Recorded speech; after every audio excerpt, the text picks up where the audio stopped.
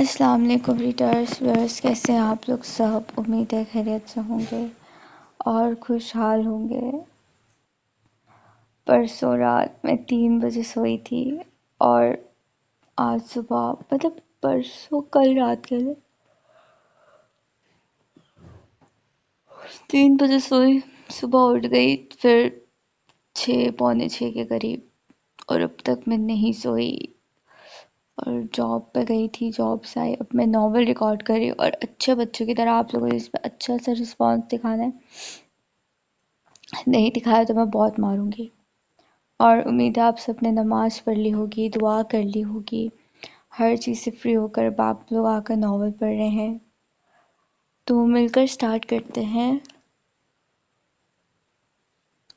पना असकलम अमरीना खान। अम्मी जान मुझे 50,000 चाहिए। वफा ने रूम में दाखिल होते हुए इजलत भरे लहजे में कहा। क्या 50,000? तुम्हारा दिमाग तो दुरुस्त है न लड़की। फरीना खानम हैरानी से अपनी लाडली को घूरते बोली। जी हाँ अम्मी, असल में मेरी दोस्त की बर्थडे है तो इसलिए कि इसके कोई गिफ्ट ले लूँगी और अपने लिए भी थोड़ी सी बहुत शॉपिंग कर लूँगी। वो उनके करीब सोफे पर बैठते हुए मुस्कुराकर बोली। मेरी जान, मेरे पास तो इतने पैसे नहीं है, अपने पापा से ही मांग लेना। और वैसे भी उन्होंने तुझे बहुत ज़्यादा सर पर चढ़ा रखा है, अब खुद ही तुम्हारे नाज नखरे उठाए। उसकी माँ ने साफ इनकार करते कहा तो उसे पतंगे ही लग गए। अम्मी, आप हमेशा ही मेरे साथ ऐसा करती हैं, जैसे मैं तो आपकी सगी औलाद ही नहीं हूं ना। एक वो हाशिर ही है आपका बेटा, अगर वो आपसे 50,000 मांगता तो मैं जानती हूँ आपने उसे 10 लाख दे देने थे। वो बहुत ही जज्बाती हो गई और फिर दोनों हाथों में चेहरा छुपाए रोने लगी। फरीना खानम हैरानी से अपनी लाडली की जानिब देखने लगी। अच्छा, अब रोने धोने का ड्रामा बंद करो, दे दूंगी तुम्हें 50,000। फरीना खानम ने उसके आगे हार मानते कहा। जी अम्मी जान, आप बहुत ही ज़्यादा अच्छी हैं। मैं जानती थी कि आप मुझे कभी भी रोते हुए नहीं देख सकती। मैं खुश होते हुए बोली और उनसे लिपट गई थी। हाँ, इसीलिए तो रो धोकर मुझे ब्लैकमेल करती रहती हो, पता नहीं कब अक्ल आएगी तुम्हें। अस्सलाम वालेकुम आंटी। इसी वक्त कमरे में अरमान दाखिल हुआ और खुशी खिलागी से फरीना खानम को सलाम किया। वालेकुम अस्सलाम बेटे, कैसे हो तुम? फरीना खानम ने बहुत ही प्यार से उसकी तरफ देखते सलाम का जवाब दिया। अरमान को देखा वफा के चेहरे का तो रंग ही उड़ गया, क्योंकि वो इस शख्स से बेपनाह नफरत करती थी। जी अल्लाह का शुक्र है, मैं बिल्कुल ठीक हूँ, उसने मुस्कुराते हुए कहा और वफा को उसकी मुस्कुराहट जहर लगने लगी। और अरमान ने खुद भी ये नोट कर लिया था कि उसे यूं अचानक अपने सामने देखकर वफा बेचारी पर क्या गुजर रही है। आंटी, वो सुबह फराज अंकल अपनी अहम फाइल घर पर ही भूल गए थे, तो प्लीज़ आप मुझे वो जल्दी से ला दें। उसने वो जरा झिझकते हुए उनकी जानिब देखते कहा। जी बेटा, मैं पिलाती, तुम आराम से बैठ जाओ। वो मुस्कुराते हुए बोलियां फाइल लेने चली गई और अरमान खुबशी से दूसरे सोफे पर बैठ गया तो वफा ने वहां से उठना ही बेहतर समझा। क्या तुम्हारे घर में किसी से चाय वाय पूछने का रवाज नहीं है? मैं भी तो आखिर मेहमान ही हूँ। वफा को वहां से भागता देखकर उसने मुस्कुराते कहा। ओहो, बिन बुलाए मेहमान? वफा ने हकारत से उसकी जानिब देखा और कमरे से निकल गई। अरमान सरदा भरते हुए उठकर कमरे की खिड़की में आ खड़ा हुआ और दरख्तों पर शोर मचाते परिंदों को देखने लगा।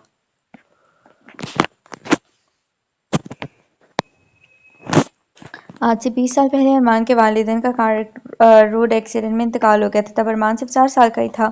अरमान के वालिद एहतिसाम और फराज की आपस में बहुत ही गहरी दोस्ती थी और एक दूसरे के घर में भी बहुत ज़्यादा आना जाना था। जब उनकी डेथ हुई तो फराज को बहुत ही ज़्यादा सदमा लग पहुंचा था। अरमान बहुत छोटा था और उसके कोई करीबी रिश्तेदार भी नहीं थे जो मासूम को पनाह देते। फिर इस वक्त फराज ने उसे अपने सीने से लगाते हुए कहा था कि आज से तुम भी मेरे ही बेटे हो, बिल्कुल हाशिर की तरह। जब वो उसे अपने साथ लाया तो फरीना खानम बहुत ही ज़्यादा खुश हुई और उसने खुले दिल से उसे अपना बेटा तस्लीम किया। आशिर भी उसे अपने सगे भाई की तरह ही समझता था, मगर वफा को उससे बहुत ज़्यादा चिढ़ थी। उसका बस नहीं चलता था कि उसे उठाकर अपने घर से बाहर फेंक दे। फराज के बड़े भाई शहरयार की भी फैमिली उनके साथ ही रहती।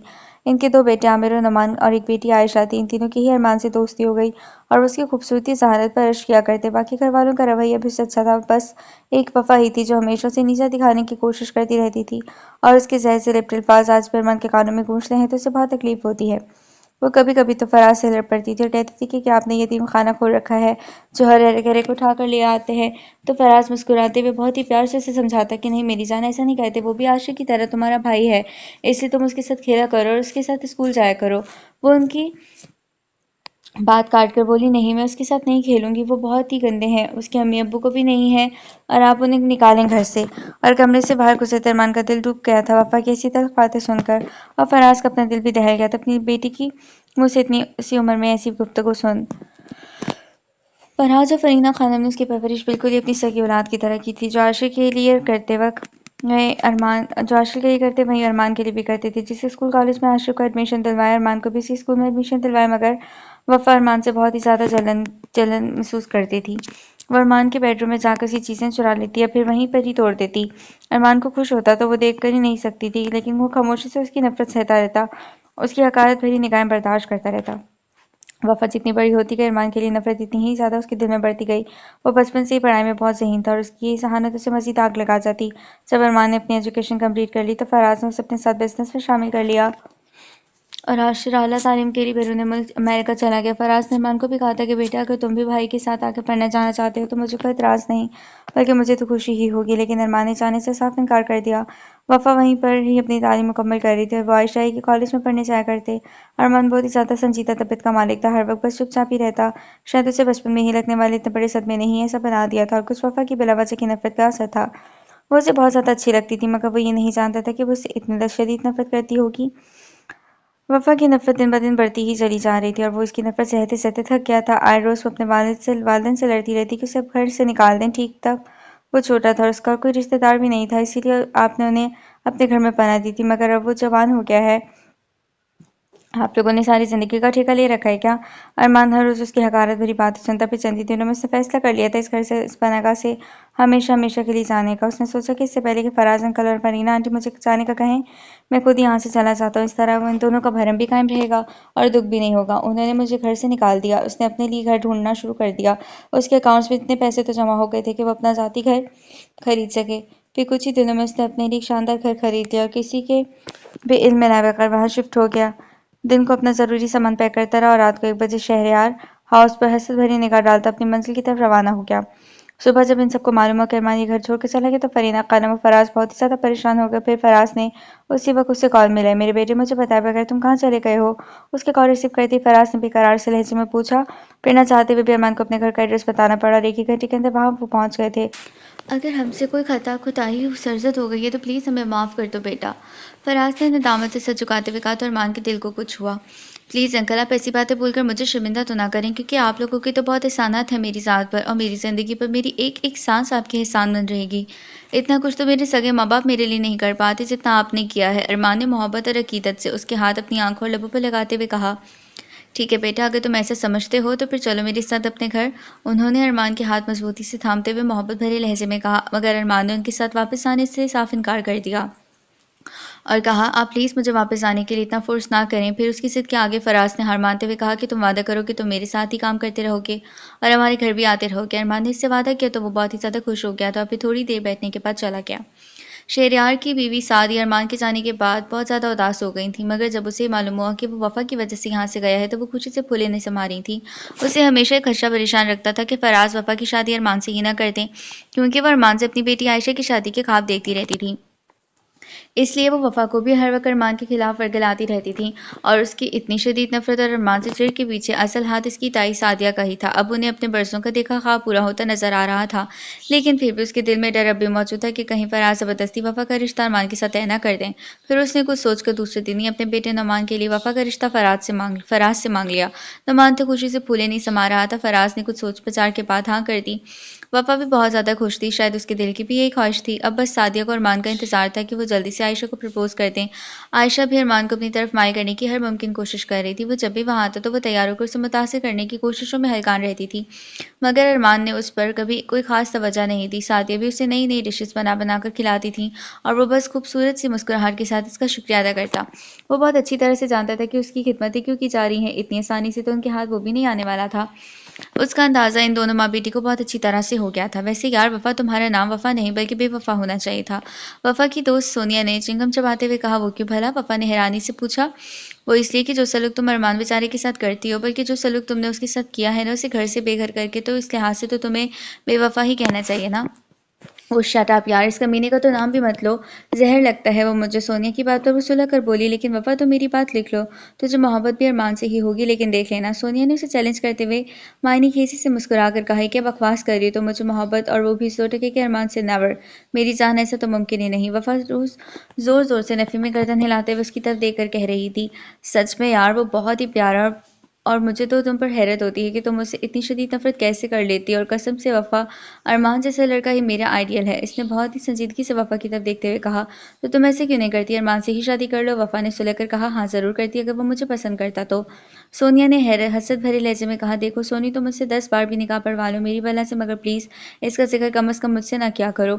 वफ़ा उसकी बातों से तंग आकर उसके हाथ जोड़े हुए बोली थी, ओके यार चलो, सर इमरान का पीरियड शुरू होने वाला है। फिर वो दोनों बातें करती हुई क्लास लेने चली गईं।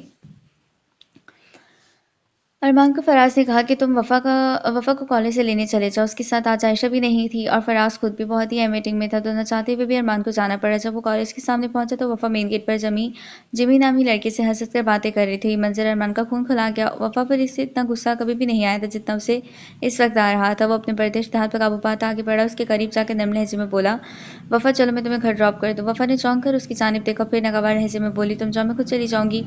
वफ़ा का सबके सामने हर धर्मी से इनकार करना उसे सुलगा गया था। वफ़ा यार चलो तो मैं ड्रॉप कर देता हूँ। जिमी ने अरमान की तरफ देखते हुए मायने खींची से मुस्कुरा कर कहा, तो उसका जी चाहा उसके ये पान वाले गंदे दांत ही तोड़ दे। हाँ ये ठीक रहेगा। वफ़ा खुश होकर बोली और एक नफरत भरी निगाह अरमान पर डालती जिमी के साथ आगे बढ़ गई थी। देखो वफ़ा, मुझे ज़बरदस्ती करने पर मजबूर मत करो, शराफत से मेरे साथ चलो, क्योंकि मैं तुझे उस लोफर के साथ तो हरगिज़ नहीं जाने दूंगा। वो तेज तेज लहजे के साथ चलते हुए अपने लहजे को हदाजा नम रखते बोला था, जस्ट शट अप अरमान, मैं और तुम्हारे साथ चलूंगी क्या? आज भंग पीकर आए हो? वो चीख कर बोली, बकवास बंद करो, चलो मेरे साथ। अरमान को उसका ये अंदाज सुलगा गया था। तुमने सुना नहीं क्या? वो तुम्हारे साथ नहीं जाना चाहती। मैं उसे ड्रॉप कर दूंगा। जिम्मी जब बोला तो अरमान को मजीद सुलगा गया। तुम होते कौन हो हमारे बीच में बोलने वाले? अरमान ने गुस्से से तेज लहजे में कहा। अरमान तमीज से बात करो, दोस्त है मेरा। वफा उसके रूबरू आते हुए एक लफ्ज चबाकर बोली, तुम ऐसे नहीं चलोगी। अरमान ने कहने के साथ ही इसकी कलाई पकड़ ली। और ये जिंदगी में पहली बार हुआ था। छोड़ो मेरा बाजू, तुम्हारी जुर्रत कैसे हुई मुझे छूने की? वो गुस्से से चिल्लाते हुए अपनी कलाई से छुड़वाने लगी, मगर अरमान बेदर्दी से उसे घसीटते हुए कार की जानिब ले जा रहा था। छोड़ो वफा को, वरना मैं तुझे जान से मार डालूंगा। जिमी उसके सामने आते हुए गुस्से से उसे वार्निंग देने वाले अंदाज में बोला। अरमान ने वफा का बाजू छोड़ते हुए बेख्तियार जिमी को गिरबान से पकड़कर अपने करीब किया। तुम जिंदा रहोगे तो मुझे मारोगे ना? अरमान ने गहरालूद लहजे में कहने के साथ ही इस पर लात और घूंसों की बरसात कर दी, और उसकी जान लेने का दावा करने वाला अब अपनी जान नहीं बचा पा रहा था। अरमान ने जिमी को मार मारकर उसका हुलिया बेकार दिया, और कॉलेज के बहुत से स्टूडेंट्स उसे पकड़ने की कोशिश कर रहे थे, मगर उसके एक झटके से ही मुंह के बल गिर जाते। जिमी मार खाते खाते वहीं पर नींद बेहोश हो गया था। फिर बहुत ही मुश्किल से लड़कों ने अरमान को काबू कर लिया और जिमी को जल्दी से गाड़ी में डालते वहां से ले गए थे। और कॉलेज की लड़कियां हैरानी से मंजर देख रही थी और वफा बुत बनी अपने दोस्त को पिटता हुआ देख रही थी। फिर अरमान लड़कों से अपना आप छुड़वाकर वफा के पास आया और उसका बाजू पकड़े जबरदस्ती कार में बिठा दी और कार की खिड़की बाहर से लॉक कर दी। वफा सारा रास्ता कार का दरवाजा पीटती रही और उसे चिल्लाते हुए गालियां देती रही, मगर वो तो ऐसे बैठा था जैसे कुछ सुन ही न रहा हो। फिर घर के पास अरमान ने कार रोकी और नीचे उतरकर दूसरी साइड वाली खिड़की तक खोली और वफा को बाजू से पकड़कर बाहर निकाला। आइंदा मैं तुम्हें किसी भी लड़के से बात करता हुआ न देखूं, वरना क्या कर लोगे तुम? बोलो क्या कर लोगे तुम? अरमान की बात पर वो चीखी तो पड़ी थी, वरना कुछ भी कर सकता हूँ मैं, समझी तुम? अरमान ने एक झटके से इसका बाजू छोड़ते हुए कहा। मैं देख लूंगी तुमको। वफा गुस्से से कहती तेज तेज कदम उठाती घर की जानिब बढ़ गई। वो गहरी सांस हवा की सुपत करते हुए अफसोस से उसे जाता देखता रहा। दूसरे दिन सुबह ही सुबह नुमान उसके घर पहुंची। वफ़ा ने नुमान को उसके खिलाफ बहुत कान भरे और उस पर ऐसे से इल्ज़ामात लगाए कि वो सुनकर ही हैरान रह गया। नुमान चीखता रहा, मगर वो खामोशी से उसकी सारी बातें सुनता रहा। उसे वफ़ा से यहाँ तवक्का थी। नुमान के जाने के बाद वो भी गाड़ी लेकर बाहर निकल गया। वफ़ा अपने बेडरूम में बैठी स्टडी कर रही थी जब दरवाजे पर किसी ने जोरदार दस्तक दी थी। यस कमिंग प्लीज, वो मसरूफ से अंदाज में बोली और अंदर दाखिल होने वाली शख्सियत को देखकर उसके अंग अंग से इश्तिहाल फूटने लगा। तो तुम क्यों आए हो यहाँ? मैं तुम्हारी शक्ल नहीं देखना चाहती, घटिया इंसान। वो हाथ में पकड़ी बुक एक तरफ फेंकते हुए गुस्से से चीख कर बोली, घटिया मैं नहीं, घटिया तुम हो। क्या बकवास की है तुमने नुमान से मेरे बारे में? उसने भी चिल्लाते हुए कहा। ओह तो ये बात है। वो उसकी जानिब देखते हुए जहरीले अंदाज में मुस्कुराई और अरमान मुठ्ठियां भींच कर रह गया। मिस्टर अरमान, तुम खुद को समझते क्या हो? हाँ, तुम हो क्या चीज़? वो उसके बिल्कुल सामने आते हुए बोली, मैं तुम्हारी इज्जत सिर्फ और सिर्फ तुम्हारे वालिदैन की वजह से ही करता हूँ, वरना तुम इज्जत के लायक हो नहीं। अरमान ने उससे तपाने वाले अंदाज में कहा, I hate you and get out. वफा ने नफरत अमीज लहजे में कहा और दरवाजा खोलकर उसे बाहर का रास्ता दिखाया। देखो वफा, मेरी बात, मैंने कहा ना दफ़ा हो जाए यहाँ से। वो उसकी बात काटते हुए गुस्से से बोली, ओके मैं चला जाता हूँ, मगर प्लीज़ तुम्हारी मैं मिन्नत करता हूँ कि तुम जिमी जैसे लड़कों से दूर रहो, वरना बाद में बहुत ज़्यादा पछताओगी तुम। अरमान ने उसे समझाने वाले अंदाज में कहा, मगर वो वफ़ा ही क्या जो आसानी से समझ जाए। पहले तो मैंने सोचा था कि अली जिमी किसी से भी आइंदा बात नहीं करूंगी, मगर अब जबकि तुम कह रहे हो तो मैंने अपना इरादा बदल लिया है। वफा की बात पर उसने बहुत ही दुख से उसके चेहरे की जानिब देखा, जिस पर उसे अपने लिए नफरत साफ नजर आ रही थी। मुझे बहुत डर है कि मुझसे नफरत और जिद के चक्कर में तुम उनके हाथों पर बात ना हो जाओ। खुदा के लिए कुछ तो सोचो, क्यों कर रही हो ये सब? बोलो तुझे क्या प्रॉब्लम है मुझसे, मेरी साथ से? अरमान ने बरसों से अपने दिल में उठता सवाल आज उससे पूछ ही लिया। मुझे और तुमसे प्रॉब्लम होगी? I hate you. मैं तुझ पर थूकना भी गवारा नहीं करती, अंडरस्टैंड? वो जमीन पर थूकते हुए हकारत से बोली। वफा बीबी, कभी कभी थूक का चाटना भी पड़ जाता है और हो सकता है कि आज जो तुमने थूक रही हो कल या कोई यहाँ तुझे चाटना पड़ जाए, क्योंकि सही कह रहा हूं ना मैं। बकवास बंद करो अपनी। अरमान का आग में लिपटा लहजा उसे मजीद आग लगा गया और वो सुलगते हुए बोली, और वो धीरे से मुस्कुराता उसके कमरे से निकल गया। डफर इडियट इंसान, पता नहीं खुद को समझता क्या है। वफा को गुस्से से बुरा हाल हो रहा था क्योंकि आज पहली बार किसी ने उसे आईना जो दिखाया था। अरमान को पूरी रात नींद नहीं आई थी और वफा की बातें उसे सारी रात किसी नागिन की तरह ही डसती रहीं। उसने कभी भी वफा का बुरा नहीं सोचा। उसकी इतनी नफरत के बावजूद वो उससे नफरत नहीं कर पाया। उसे तो हर वक्त उसकी फिक्र रहती थी कि उसके साथ कुछ बुरा ना हो जाए, और उसे समझाना किसी पत्थर से टकराने के बराबर है। जब उसका रिश्ता नुमान के साथ हुआ तो उसे इस बात से जरा बराबर भी दुख न हुआ, क्योंकि उसने उसे पाने की कभी तमन्ना ही नहीं की थी, और अगर करता भी तो उसे हासिल करना उसके लिए नामुमकिन ही होता। उसकी वजह उसे वफा की बेइंतहा नफरत ही थी। हेलो अरमान बेटा, जल्दी से हमारे पास पहुंचो। फराज की बेवक्त कॉल, और ऊपर से इतना घबराया हुआ लहजा। खुदा खैर करे। अरमान बहुत परेशान हो गया, और जब वो रात के 12 बजे शहरयार हाउस पहुंचा तो वहां पर तो मौत का सा सामान था। क्या या खैर। अरमान का दिल बैठने लगा। खुदा के लिए कोई मेरी बेटी को ढूंढ लो, वरना मैं मर जाऊंगी। अंदर से आती फरीना खानम की दुख भरी आवाज सुनकर उसे किसी अनहोनी का एहसास हुआ। क्या हुआ? आप सब लोग इतने परेशान हाल क्यों बैठे हो? प्लीज कुछ तो बताएं मुझे। लाउंज में बैठे सब अफराद के चेहरों पर छाई उदासी और मायूसी उसे मजीद परेशान कर रही थी। बेटा क्या बताएं तुझे? हाँ क्या बताएं? हम बर्बाद हो गए। हमें वफा ने किसी को मुंह दिखाने के काबिल नहीं छोड़ा। शहरयार ने उसके पास आते हुए अजीब टूटे हुए लहजे में बताया। वफा कहाँ है? वो ठीक तो है ना? अरमान ने उसके कांधों से थामते हुए बेकरार से लहजे में पूछा। वो आज सुबह से ही गायब है। अरमान को अपने पैरों से जमीन निकलती महसूस हुई।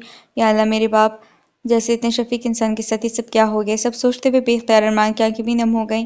फिर वह आहिस्ता से जलता हुआ फराज के पास गया, बेख्तियार उसके गले लगकर रोने लगा। बेटा मैं बर्बाद हो गया। उसके आंसू अरमान का दिल चीरने लगे। आप प्लीज परेशान ना हो। मेरा वादा है, मैं आपसे ढूंढ कर लाऊंगा वफा को।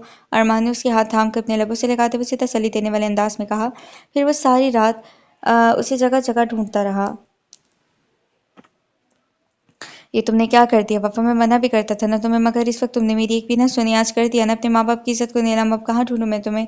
सोच सोच कर उसका सर दर्द से फटे जा रहा था। सुबह वो थकन से चूर अपने घर आए और एक कप चाय बनाकर पिया, फिर फौरन ही शहरियार हाउस रवाना हो गया। बेटा अरमान, तुम ही कुछ करो, तुम ही मेरे जिगर का टुकड़ा वापस ला दो। फरीना खानम रोते हुए उसकी तरफ देखकर मिन्नत भरे लहजे में बोली, और वो सुबह से उनके पास बैठा उन्हें तसल्लियां दिलासे दे रहा था। आंटी प्लीज आप रोए नहीं। अगर अल्लाह ने चाहा तो वो जरूर मिल जाएगी, और आप तो माँ है ना, तो बजाय रोने के लिए उसके लिए दुआ करें दिल से। इंशाल्लाह वो बहुत जल्द मिल जाएगी। अरमान की बातों पर उन्होंने बेख्तियार उसकी परेशानी चूम ली थी। जीते रहो मेरे बेटे, एक तुम ही हो जिसकी इतनी फिक्र है, और एक वो उसके कज़न हैं जिन्हें ना उसकी परवाह ना ही फिक्र। जबकि तुम्हारा तो हमसे कोई खून का रिश्ता भी नहीं। मैं कभी भी तुम इतनी मदद कर रहे हो हमारी। फरीना खाना बहुत ही अफसरदा लहजे में गोया हुए, वो खामोशी से वहां से उठकर चला गया, क्योंकि अब उसका हौसला जवाब दे रहा था और वो मजीद उसे झूठी तरह से नहीं दे सकता था। आशिर बैरून मुल्क था और उसे अभी तक किसी ने कुछ नहीं बताया। थोड़ी देर गुजरी थी कि उसे फराज ने अपने बेडरूम में बुलवाया। जी अंकल बोले, क्या बात है? अरमान ने उसके पास बैठते हुए सोफे पर संजीदा लहजे में पूछा। बेटा अभी अभी मेरे मोबाइल पर नामालूम नंबर से कॉल आई, और वफा को उन लोगों ने ही किडनैप कर रखा है और उसे छोड़ने के लिए 2 करोड़ मांग रहे हैं। तो अब क्या करेंगे हम? अरमान ने उसकी जान देखते पूछा। बेटा पैसों का इंतजाम कर लिया है मैंने, और नुमान और आमिर से कहा है कि तुम दोनों पैसे लेकर चले जाओ। मगर इन दोनों ने ये जाने से साफ इनकार कर दिया कि वो लोग बहुत खतरनाक होंगे, और पैसे लेने के बाद वफा के साथ साथ हमें भी मार डालेंगे। फराज ने पास बैठे नुमान और आमिर की तरफ देखते हुए दुख से कहा, अंकल आप मुझे दें पैसे, मैं चाहता हूँ वफा को लेने। अरमान ने पुरजोश लहजे में कहा, बेटे तुम अकेले कैसे जाओगे? फिर भी मैं चलता हूँ तुम्हारे साथ। वो सोफे से उठते हुए फिक्रमंद लहजे में बोला। बेटी की जुदाई ने उसे अच्छा खासा निढाल कर दिया था। नहीं अंकल, आप प्लीज़ आराम करें और मुझ पर ट्रस्ट करें, मैं उसे लेकर ही आऊँगा। आप बस मुझे इनका एड्रेस दे दें। अरमान की तो बातों पर उसकी आंखों में आंसू आ गए। बहुत शुक्रिया मेरे बच्चे, उसने जज्बात से अरमान को गले लगाते हुए कहा। तो आमिर और नुमान गुस्से से अपने पाँव पटकते बेडरूम से निकल गए, और वो फौरन ही पैसों का बैग लेकर फराज के बताए गए पते पर रवाना हो गए। वफा, अरमान ने कमरे में इधर उधर निगाह दौड़ाते हुए वफा को ऊंची आवाज में पुकार। अरमान, वो दीवार के साथ घुटनों में सर दिए बैठी थी, और जब अचानक किसी मौजे की तरह अरमान को अपने सामने देखा तो उससे मारे हैरत के बोलना ही दुश्वार हो गया। फिर वो तेजी से भागकर अरमान के पास आई, उसकी बाजुओं से लगकर शिद्दत से रोने लगी। 2 ही दिनों में उसका हुलिया काफी बिगड़ गया था। बिखरे बाल, जर्द पड़ता चेहरा, सियाह होते होंठ, सूजी हुई आंखें। वो आज कहीं से भी वफा फराज नहीं लग रही थी, और उसकी ये हालत देखकर अरमान का अपना दिल भी डूबने लगा।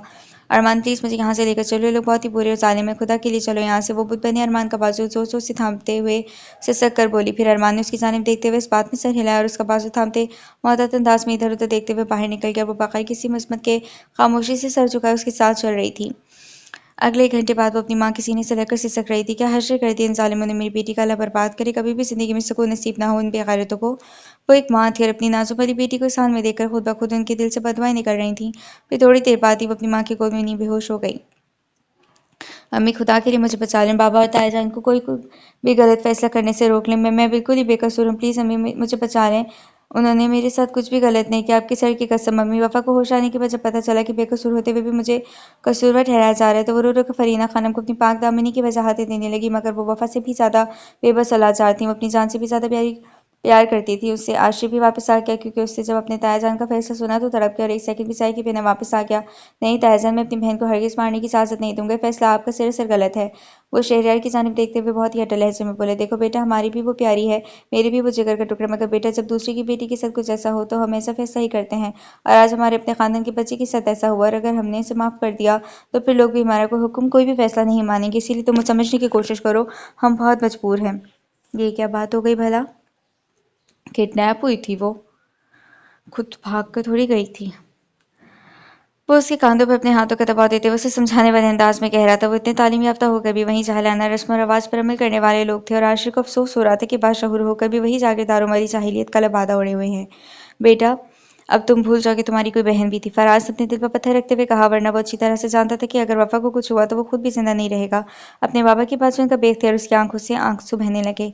नुमान बेटा, खुदा के लिए तुम मेरी बेटी को अपना लो, वरना उसे कत्ल कर दिया जाएगा। फरीना खानम रोते हुए नुमान के आगे हाथ जोड़े अपनी बेटी की जिंदगी की भीख मांग रही थी। सॉरी चची जान, मैं उसे नहीं अपना सकता क्योंकि वो मेरे काबिल नहीं रही।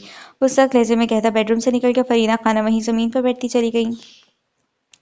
फराज, अगर आप लोगों ने मेरी बेटी पर गोली चलाई तो पहली गोली मुझ पर ही चलानी पड़ेगी, क्योंकि मैं अपनी आंखों के सामने अपनी बेटी को बेबसी की मौत मरता हुआ नहीं देख सकती। फरीना खानम ने सुर्ख आंखों से फराज की तरफ देखते हुए लहजे में कहा, वहां पर सभी घर वाले जमा थे सिवाय वफा के। अरमान भी थोड़ी देर पहले ही आया था और इन लोगों का फैसला सुनकर उसकी रगों में खून जमने लगा और उससे आज वफा पर बहुत ही ज्यादा तरस आ रहा था। वो जानता था इन लोगों के रस्म रवाज को, इसीलिए वो वफा को मना किया करता था, मगर अफसोस के इस वक्त वो उसकी बात ही नहीं सुनती और आज वो उसकी बात न सुनने का इतना बड़ा खमियाजा भुगत रही थी। एक और तरीका भी है उसे मरने से बचाने का।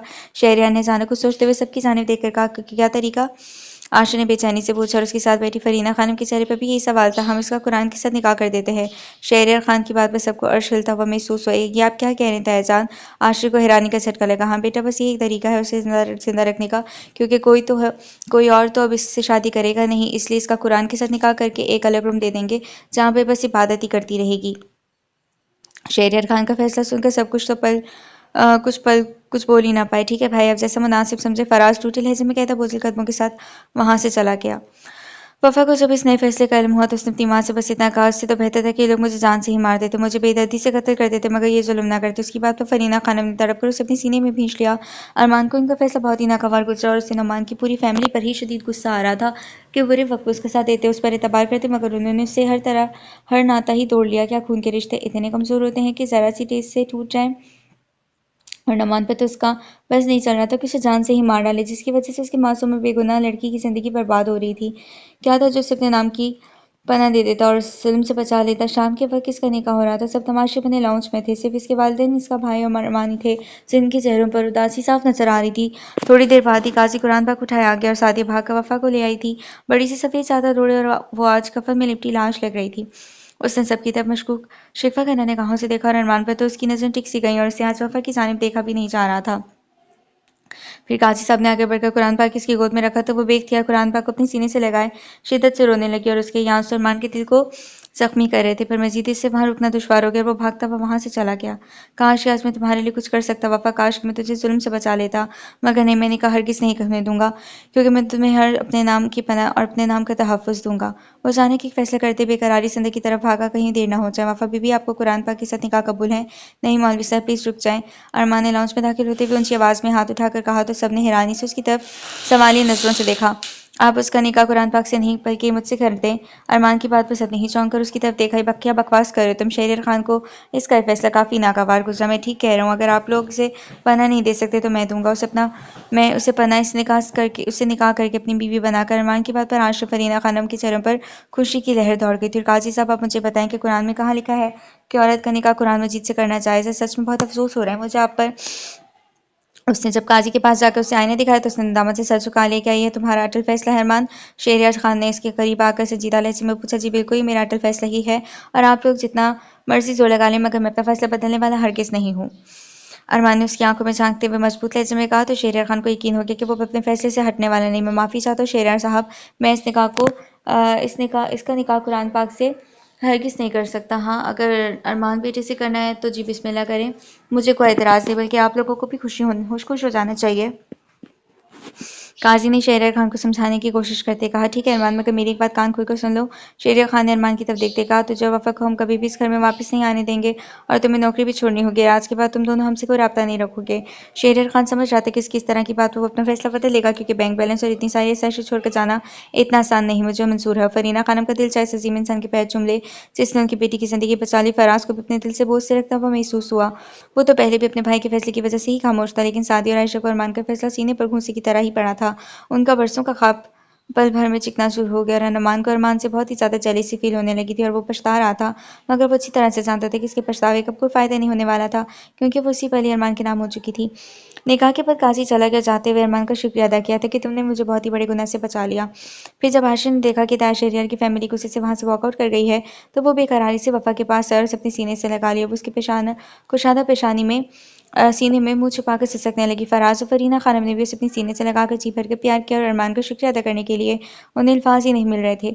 अरमान, मैं तुम्हें एक नहीं कहूंगा कि तुम मेरी बहन का ख्याल रखना और उसे हमेशा खुश रखना, क्योंकि ये सब तुम जैसे इंसान को कहना है तुम्हारी तौहीन होगी। बस मेरी ये दुआ है कि तुम दोनों ही खुश रहो। आखिर में आशिर ने दिल से दुआ दी और आगे बढ़कर उसके गले लग गया। जीते रहो मेरे प्यारे बेटे, तुम आज एक माँ को अपनी औलाद के दर्द से बचा लिया है। फरीना खानम ने आंसू से भीगे लहजे में कहा और जज्बात से उसकी पेशानी चुम ली। इन सबसे जी भर के मिलने के बाद वो वफा का हाथ थामे उस घर से हमेशा के लिए रुखसत हो गया। बाजार से गुजरते हुए अरमान ने खाना पीना पैक करवा लिया था, क्योंकि इस वक्त ईशा का वक्त हो गया था और घर जाकर खाना बनाते बनाते उन्हें रात ही गुजर जानी थी। वो दोनों गाड़ी में बैठे अपनी अपनी ही सोचों में उलझे हुए थे। एक साथ होते हुए भी इन दोनों के दरमियान मीलों की दूरी थी। वफा बीबी कभी कभी थूक कर चाटना भी पड़ जाता है। अरमान की कई बात तो याद आते ही उसकी खूबसूरत आंखों में पानी जमा होने लगा। तुम खाना क्यों नहीं खा रही? अचानक अरमान ने खाने से हाथ रोककर सर झुकाए बैठी वफा से पूछा। मुझे भूख नहीं लग रही, उसने धीरे से कांपती हुई आवाज में कहा। तो फिर अरमान ने भी उसे दोबारा इसरार करने की जहमत नहीं की। चलो तुम्हारा कमरा दिखा दूं। उसने खाना खाने के बाद कुर्सी से उठते हुए उसकी तरफ देखकर कहा। वो खामोशी से उठकर छोटे छोटे कदम उठाती उसके पीछे चलने लगी। है तुम्हारा कमरा? अरमान ने दरवाजा खोलकर उसे अंदर जाने का रास्ता देते कहा था। वो अंदर दाखिल होकर एक दायराना नजर बेड पे डालकर कमरे पे डालकर, जो कि बहुत ही छोटा था और उसमें सिवाय सिंगल बेड और अलमारी के कुछ भी नहीं था। और हाँ, अरमान को चाँद आने पर जाते पलटा था। सुबह नाश्ता तुमने खुद ही बनाना है, प्लीज़ ज़रा जल्दी उठना, फिर मुझे नई जॉब ढूंढने के लिए भी खबर होना है। वो उस पर हुक्म सादे करता कमरे से निकल गया और उसे बहुत ज़्यादा शर्मिंदगी महसूस हो रही थी कि इसकी वजह से उसे जॉब से निकाल दिया गया। सुबह नाश्ता, ओ माय गॉड! नाश्ता बनाने का ख्याल आने पर वो एकदम तड़प उठी थी। मुझे तो अंडा भी बॉयल करना नहीं आता, तो मैं क्या करूँ? कैसे बनाऊंगी नाश्ता? चाय तो किसी न किसी तरह बना ही लूंगी, मगर बाकी नाश्ता, या अल्लाह मैं कहाँ जाऊँ? बेख्तियार उसकी आंखों से आंसू रवा होने लगे। अरमान, मुझे किस इम्तिहान में डाल दिया आपने? वो कुशन में मुंह छुपा सिसक रही थी। या अल्लाह, मुझे अरमान से क्यों मिला दी, जबकि मैं तो इसे नजर मिलाने के काबिल भी नहीं हूँ, क्योंकि इतने अच्छे पाकीज़ा इंसान को मुझे ऐसी लड़की का मुकद्दर बना दिया। उसे अरमान के साथ क्या क्या सलूक याद आने लगा, एक एक पर याद आने लगा। उसे जलील करना, तड़पाना, सताना और रुलाना सब याद आने लगा और आज सारी नफरत उसके आंसू में बह गई थी। चूं चूं अरमान की तरफ से इसका दिल साफ होता गया था, इतनी ही शदीद नफरत अपने आप से होने लगी थी। सुबह नमाज अदा करने के बाद वो नाश्ता बनाने के लिए किचन में आ गई। कुछ देर सोचने के बाद पतीले में पानी डाला और लाइटर की मदद से आग जलाकर उसे चूल्हे पर चढ़ा दिया। फिर एक थाल में आटा निकालकर उसे गूंदने की कोशिश करने लगी। पानी ज्यादा डालने की वजह से आटा नरम होकर उसके हाथों पर चिपक गया। वो एक हाथ से उतारती तो फिर वही आटा इसके दूसरे हाथ पर चिपक जाता। फल्ला, क्या मुसीबत है! बिलाखिर उसने आटे को अपने हाथ पर छोड़ दिया और जाने चाय में चीनी और पत्ती डालने लगी। आंच तेज होने की वजह से चाय का आधा पानी खुश्क हो गया, मगर फिर भी 7-8 कप चाय आराम से बन गई थी। उसने चाय चूल्हे से उतारी और आग पर तवा डालने के बाद आटे के छोटे छोटे पेड़े बनाने लगी, जिसमें से उसे नमक मिलाना भी याद ना रहा। फिर उसने एक पेड़ा उठाया और उसे खूंच कर तवे पर डाला। इतने में अरमान भी तैयार होकर नाश्ता करने के लिए आ गया। ये तुम रोटी बना रही है? अमेरिका के खिलाफ एटमी बम ईजाद कर रही हो? अरमान के तंज करने पर वो चौंकी, फिर नदामत से सर झुका लिया। तुम्हें नमूनों को रहने दो और मुझे बस एक कप चाय दे दो। उसने चाय कप में डालकर कांपते हाथों से अरमान की तरफ बढ़ाई तो उसने अजीब नजरों से घूरते हुए चाय का कप लिया। चाय का खून भरते अरमान को अच्छू लगे। ये चाय है या रेल पटरी का पेट्रोल? और वफा बेचारी का मारे डर के सांस ही रुकने लगा। तुम्हें तमीज नहीं है नाश्ता बनाने की? इतना शानदार नाश्ता देकर अरमान का मूड इंतहाई खराब हो गया। असल में मुझे नाश्ता बनाना नहीं आता, उसने डरते हुए अपनी मजबूरी बताई। हाँ, तुझे तो सिर्फ उल्लू बनाना ही आता है। खैर, मैं आज कुकिंग बुक्स लेकर आऊंगा और अपना ये ईजाद करता नाश्ता तुम खुद ही कर लेना। अरमान ने उसके झुके सर की जानिब देखते तनकीद भरे लहजे में कहा और हाथ में पकड़ा चाय का कप मेज पर पटकता बाहर की जानिब बढ़ गया और जाने के बाद ही वफा ने सूखा सांस लिया, चाय कप में डालकर पीने लगी। चाय बहुत ही मजे की थी और उसने खून भरने के बाद ही बेदिली से कप मेज पर रख लिया। अरमान, मैं अब आप ही के रहम करम पर हूँ, इसलिए जैसा आपका दिल चाहे वैसे सलूक रखो मेरे साथ। वो अपने हाथों की लकीरों को गौर से देखते हुए सोच रही थी। शाम को जब अरमान लौटा तो उसके हाथों में बुक्स का पूरा कोर्स था। उसने खामोशी से बुक्स मेज पर रखी और खुद सोफे पर गिर सा गया। थकावट से उसका बुरा हाल था और आज खूब अंदाजा हो गया था कि नई नौकरी ढूंढना इतना भी आसान नहीं है। चाय लाऊं आपके लिए? वफा ने झिझकते उससे पूछ ही लिया। वो दाएं हाथ से अपनी दर्द करती परेशानी दबा रहा था। वफा की बात पर हाथ रोक के गौर से उसकी जानिब देखने लगा। वो बहुत ही खूबसूरत थी और कभी भी किसी भी लड़के का आइडियल हो सकती, मगर हाय किस्मत, वो क्या थी और उसे क्या बना दिया? वो कहाँ थी? वो किस्मत ने उसे कहाँ पहुंचा दिया? वो चाय लाऊं आपके लिए? अरमान की नजरों की तपिश से वो घबरा कर बोली। अरमान की नजरों से अपने जिस्म में बेवस्तोती महसूस हुई। नहीं शुक्रिया, मुझे भी पेट्रोल पीकर अपना मैदा खराब नहीं करना। उसने अगले ही पल अपने मर्दाना जज्बात पर काबू पा लिया। सदमेरी से कहता उठकर अपने बेडरूम की जानिब बढ़ गया। वफा ने बुक्स उठाई और अपने रूम में जाकर बहुत ही तवज्जो के साथ पढ़ने लगी। एक दो आसान सी डिशेस उसने ज़हनशीन कर ली थीं। फला में इनसे खाने का तो पूछा ही नहीं, मगर क्या फ़ायदा पूछने का? चाय की तरह नई बातें सुनने को मिलेंगी। अरमान की तंज़िया बातें इसका दिल बहुत दुखाती थी और वो हैरान हो रही थी कि वो इतने साल उसकी नफ़रत कैसे बर्दाश्त करता रहा। सुबह जब उसने नाश्ता बनाया तो पहले दिन से काफ़ी बेहतर था, क्योंकि वो अपने मुँह की चाबी बिगाड़-बिगाड़ कर ही नाश्ता करता रहा और वफ़ा की शान में आला-आला कसीदे भी पढ़ता रहा और वो खामोशी से सर झुकाए उनकी बातें सुनती रही। अगर तुम ये समझ रही हो कि मैं तुम्हें यहाँ मुलाज़िमों की फ़ौज लगवा कर दूँगा, तो तुम्हारी भूल है, क्योंकि मेरे पास इतनी दौलत नहीं है कि मैं तुम्हें ऐशो-आराम की ज़िंदगी दे सकूँ। और वो तुम्हारे बाप का घर था, जहाँ पे तुम्हारी हर जायज़-नाजायज़ ख़्वाहिश पूरी होती थी, मगर कम से कम मुझसे ऐसी तवक्को हरगिज़ मत रखना। यहाँ पर तुम्हें साँस भी मेरी मर्ज़ी से ही लेना पड़ेगी। अरमान की बातें सुनकर उसकी आँखें नम होने लगीं और वो खामोशी से उठकर अपने रूम में चली गई। अरमान का अरमान, काश आप मुझे यहाँ लेकर ना आते, क्योंकि मुझे तुम्हारी हमदर्दी बहुत महँगी पड़ रही है। ऐसी ज़िंदगी तो मैं वहाँ पर भी गुज़ार सकती थी। वो बेड पर रोंदी लेटी सिसक रही थी। आज एक हफ्ता बीत गया था उसे नौकरी ढूंढते-ढूंढते, मगर अभी तक कोई उम्मीद की किरण नज़र न आई और जॉब न मिलने का सारा गुस्सा वो वफ़ा पर निकालता था, कभी खाने पर तंज़ करके तो कभी किसी और बात का बहाना बनाकर। हालाँकि वो खाना काफ़ी अच्छा बना लेती थी। वो पूरा दिन किसी भटकी हुई रूह की तरह ही घर में घूमती रहती। अरमान तो शाम को ही घर लौटता और जाते वक़्त दरवाज़ा भी बाहर से लॉक कर जाता। वफ़ा तो यहाँ पर कैद होकर ही रह गई थी। अरमान ने कभी झूठे मुँह पे उससे नहीं पूछा कि तुम्हें किसी चीज़ की ज़रूरत तो नहीं, उल्टा हर वक़्त उसकी बेइज़्ज़ती ही करता रहता था और वो खामोशी से सब कुछ बर्दाश्त करती। ये कैसी पना है भई? ये तो बदला हुआ। आज शाम हो गई थी, मगर वो अभी तक वापस नहीं आया। वफ़ा का मारे घबराहट के बहुत ही बुरा हाल था। उसके पास ना मोबाइल फ़ोन था, ना ही घर में कोई ऐसी सहूलियत मौजूद थी। दरवाज़ा भी लॉक है। अल्लाह, मैं क्या करूँ? पता नहीं अरमान आज कहाँ रह गया है? वो परेशानी से इधर-उधर टहल रही थी और आज बहुत ज़्यादा ही नदामत महसूस कर रही थी। वो बेचारा जॉब की तलाश में सारा दिन मारा-मारा फिरता और ये सब उसकी वजह से हो रहा था। यहाँ तक कि ईशा की जान होने लगी, मगर वो अभी तक वापस नहीं आया। उसने ईशा की नमाज़ अदा करने के बाद रो-रो कर अपने अल्लाह से अरमान की सलामती की दुआएँ माँगी। अल्लाह, उनको अपने हिफ्ज़-ओ-अमान में रखना। मेरा तो उनके सिवा कोई है भी नहीं। मेरी तो कुल दुनिया ही वही है, एक शख्स है, और अगर उन्हें कुछ हुआ तो मैं सह नहीं पाऊँगी। उसे आज अंदाज़ा हो रहा था कि वो उसके लिए कितना अहम और ज़रूरी बन गया था। फिर थोड़ी देर बाद ही उसे अरमान की बाइक की आवाज़ सुनाई दी, तो बेकरार सी भाग कर दरवाज़े पर आई थी। तुम अभी तक जाग रही हो? अरमान ने बाइक से उतरते हुए उसकी जानिब हैरानी से देखकर पूछा। आप कहाँ रह गए थे अरमान? उसकी बात पर अरमान ने चौंक कर उसकी तरफ देखा। रो-रो कर उसकी आंखें सुर्ख हो गईं। उसे हैरत का शदीद झटका लगा कि लड़की मेरे लिए भी आंसू बहा सकती है। फिर वो सर झटक कर उसे कोई जवाब दिए बगैर अपने रूम की जानिब बढ़ गया। आपके लिए खाना लाऊं? उसके बेडरूम में जाकर वफ़ा ने सहमते हुए पूछा। नहीं, खाना तो मैं खा कर आया हूँ। हाँ, एक कप चाय बना दो अगर ज़हमत ना हो तो। और वफ़ा का दिल खुश हो गया कि इतने अरसे बाद उसने उसे कोई काम तो कहा। फिर वो फ़ौरन ही किचन में जाकर चाय बनाने लगी और अरमान सोच रहा था कि वो शायद डर की वजह से रोती रही है, वरना वफ़ा फराज मेरे लिए आंसू बहाए, ऐसा तो हो ही नहीं सकता। आपकी चाय, उसने सोचों में गुम बैठे अरमान से धीरे से कहा। उसने जल्दी से बेड पर सीधा होते हुए उसके हाथ से चाय का कप लेना चाहा, तो उसका हाथ जरा सा वफ़ा के हाथ से टच हुआ और उसका हाथ कांपता तो चाय कप से छिलकर अरमान के हाथ पे गिर गया। सॉरी अरमान, वो घबराए लहजे में सर झुकाकर बोली। तो अरमान मुंह नीचे की धीरे से मुस्कुराने लगा। रुको वफ़ा, बात सुनो मेरी। वो जी तेजी से दरवाज़ा अबूर करने वाली थी। वे इख्तियार अरमान ने उसे पीछे से आवाज़ देकर रोक लिया। वो एकदम पलटी। उसकी बड़ी-बड़ी खूबसूरत आंखों में हैरानी साफ नज़र आ रही थी और अरमान ने उससे निगाहें चुरा ली थी। बोलें, क्या बात है? वो बेड के पास नीचे ही बैठ गई, सर झुकाकर फर्माबरदारी से पूछा। अरे तुम नीचे क्यों बैठ गई हो? चलो उठो, शाबाश, ऊपर बेड पे बैठो। अरमान की बात पर उसकी आंखें नम होने लगी। अरमान, मैं इस काबिल नहीं हूँ कि तुम्हारे साथ बैठूं। वफ़ा, तुमने सुना नहीं मैं क्या कह रहा हूँ? अरमान की बात पर वो चौंकी, फिर खामोशी से उठकर बेड के एक कोने पर बैठ गई। मुझे आज जॉब मिल गई, मगर दूर होने की वजह से सुबह जल्दी जाना होगा, रात को भी थोड़ा देर हो जाया करेगी। वफ़ा को सुनकर बहुत ज़्यादा खुशी महसूस हुई, मगर वो किसी भी किस्म का रद्द-ए-अमल दिए बगैर खामोशी से सर झुकाए बैठी रही। क्या मेरे देर से आने पे तुम्हें डर लग रहा था? अरमान के पूछने पर उसने बेख्तियार सर उठाकर उसकी जानिब देखा, फिर फौरन ही सर झुकाकर अपने होंठ काटने लगी और इसके अदा अरमान का ईमान डगमगा गई थी। बताओ ना, क्या के लिए डर लग रहा था तुम्हें? अरमान का अंदाज और लहजा एकदम बदल गया था। उसकी इस बात पर जिम्मी की बेबाक नजरें वफ़ा को अपनी निगाहें झुकाने पर मजबूर कर गया। औरत चाहे जितनी भी बेवकूफ़ क्यों ना, मगर मर्द की नज़र को फ़ौरन पहचान जाती कि वो उसे किस निगाह से देख रहा है। अच्छा चलो जाओ सो जाओ। अरमान ने उसे अपने दिल में अचानक से उमड़ते जज्बात पे काबू पाते हुए उसे चुपके से की जान देखते सदा भर कर कहा, वफा को भी वहां से भागने का बहाना चाहिए था। रुको एक अपनी थी जाओ। वो एकदम कदम ही आगे बढ़ी कि उसे पीछे से अरमान ने आवाज दी तो वो रुक गई और पीछे घूमकर उसके हाथ से कप लेना चाहा तो अरमान ने बेखते उसका हाथ थाम लिया। उसे लाशऊरी तौर पर शर्म महसूस हुई और उसने एकदम अपना हाथ खींच लिया। वफा तुम्हारा हाथ जिमी और अली ने भी तो कई बार पकड़ा होगा तो तुम्हें तब शर्म नहीं आई जो ड्रामा कर रही हो। उसकी हरकत अरमान को खासी नागवार गुजरी। अरमान प्लीज ऐसा न कहें, मेरे साथ जितना मर्जी बुरा सलूक कर ले मगर खुदा के लिए मेरे किरदार पे कीचड़ ना उछालें। अरमान की तंजिया बात ने उसकी रूह तक को जख्मी कर दिया। अच्छा जी मैं कीचड़ उछाल रहा हूँ तो तुम क्या नहीं चाहती थी इन लोगों के साथ घूमने फिरने? इन लोगों ने तुम्हें हाथ नहीं लगाया था क्या? तुम उनकी बहन लगती थी? नहीं ये झूठ है, बकवास है। आपको जरा भी शर्म नहीं आई मुझ पर इस किस्म का इस कदर घटिया इल्जाम लगाते हुए? वो चीखी तो पड़ी, चिल्लाओ मत, ये तुम्हारे बाप का घर नहीं है समझी? अल्लाह, ये कैसे बदतमीजी कर रहा है? मेरे दिल कर रहा है मैं जाके ना अरमान के तो थप्पड़ लगाऊं। जितना मुझे शुरू में अच्छा लग रहा था ना इससे हमदर्दी हो रही थी, सिंपैथी सी हो रही थी, मगर अब मुझे इस पर गुस्सा आ रहा है। अच्छा ही हुआ था इसके साथ जो होता है। डैश इंसान। अरमान ने इंतहाई गुस्से से कहते हुए उसे बाजू से पकड़कर झटका दिया तो वो बेड पर सीधा उसके पैरों में आ गिरी। तुम मुझे बेवकूफ़ समझते हो क्या? जिन्होंने तुम्हें अगवा किया तो उन्होंने तुम्हें नहीं छुआ? बोलो जवाब दो। अरमान ने दांत पीस देखा और उसके रेशमी बाल अपने हाथों में थी जो उसे जकड़े के मारे तकलीफ के वो सिसक पड़ी। उसके अंदर जिल्लत पे उसका दिल चाह रहा था कि जमीन फूटे और वो उसमें समा जाए।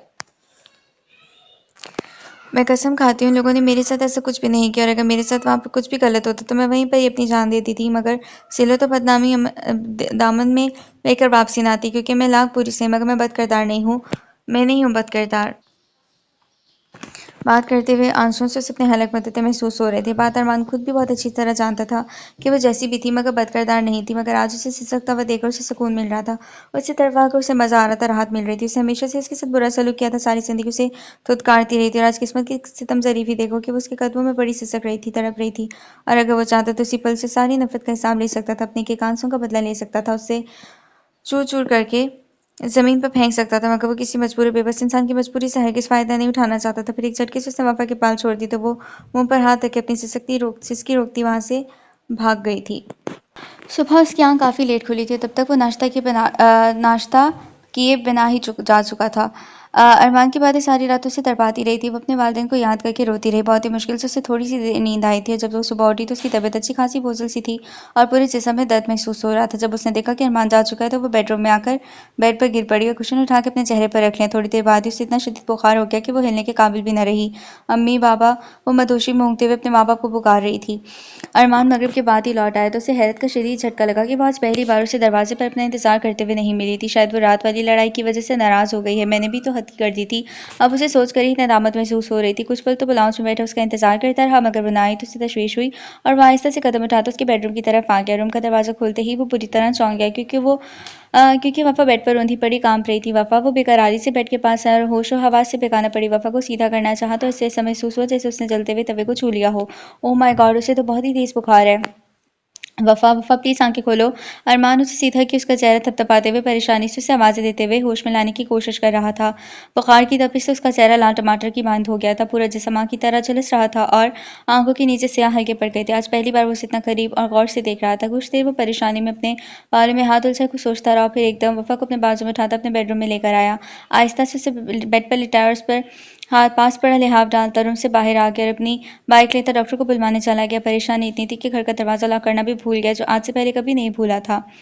फ़िक्र की कोई बात नहीं है, बस थोड़ी देर बाद ही उसे होश आ जाएगा। मुकम्मल चेकअप के बाद डॉक्टर ने परेशान हाल खड़े अरमान की तरफ देखते हुए तसल्ली देने वाले अंदाज में कहा तो उसके बेचैन दिल को कुछ राहत मिली। होश आने के बाद उन्हें ये टैबलेट दूध के साथ दे दीजिएगा, मगर उससे पहले उन्हें कुछ खिलाना पिलाना ज़रूर होगी, डॉक्टर ने हिदायत देते हुए कहा तो उसने मुस्कुराकर फर्माबरदारी से इस बात में सर हिलाया।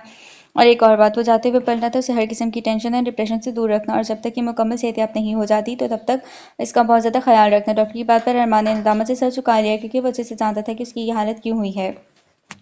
रात का 1 बजने वाला था और वो अभी तक नींद बेहोश पड़ी हुई थी। अरमान का दिल बैठे जा रहा था। वफ़ा के साथ बेड पर बैठे-बैठे उसकी कमर में शदीद दर्द होने लगा था। उसने धीरे से अपनी शलूती टाँगें सीधी की और बेड ग्राउंड से टेक लगाए आँखें मूंद ली थी। अम्मी बाबा भाई और अरमान, वो आंखें बंद किए दाएं हाथ से अपना दूल्हा सर दबा रहा था कि अचानक वफ़ा टूटे-फूटे लहजे में इन सबके नाम पुकारने लगी थी। वफ़ा, तो तुम ठीक हो ना? अरमान ने बेख्तियार उसकी खूबसूरत हाथ थाम कर बेकरार से लहजे में पूछा। अरमान, आप? वो नासमझी से उसकी तरफ देखकर बोली और अपने हाथ छुड़वाते हुए एक झटके से उठ बैठी।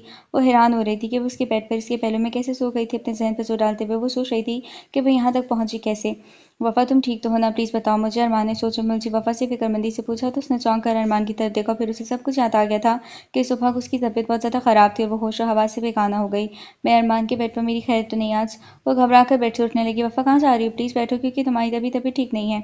अरमान ने जल्दी से उसके हाथ कलाई थाम कर कहा और दोबारा उसे बेड पर बिठा दिया और वफ़ा को हैरानगी से आंखें फैल गई थीं। मैं तुम्हारे लिए कुछ खाने को लाता हूँ, तुम आराम करो। अरमान ने उसके हाथ थपथपाते हुए कहा और बेड से उतर गया। ये अल्लाह ख्वाब है या हकीकत? अरमान मेरे लिए परेशान है, कैसे हो सकता है? और अगर वाकई ऐसा है तो ये बात मेरे लिए किसी मौजे से कम नहीं।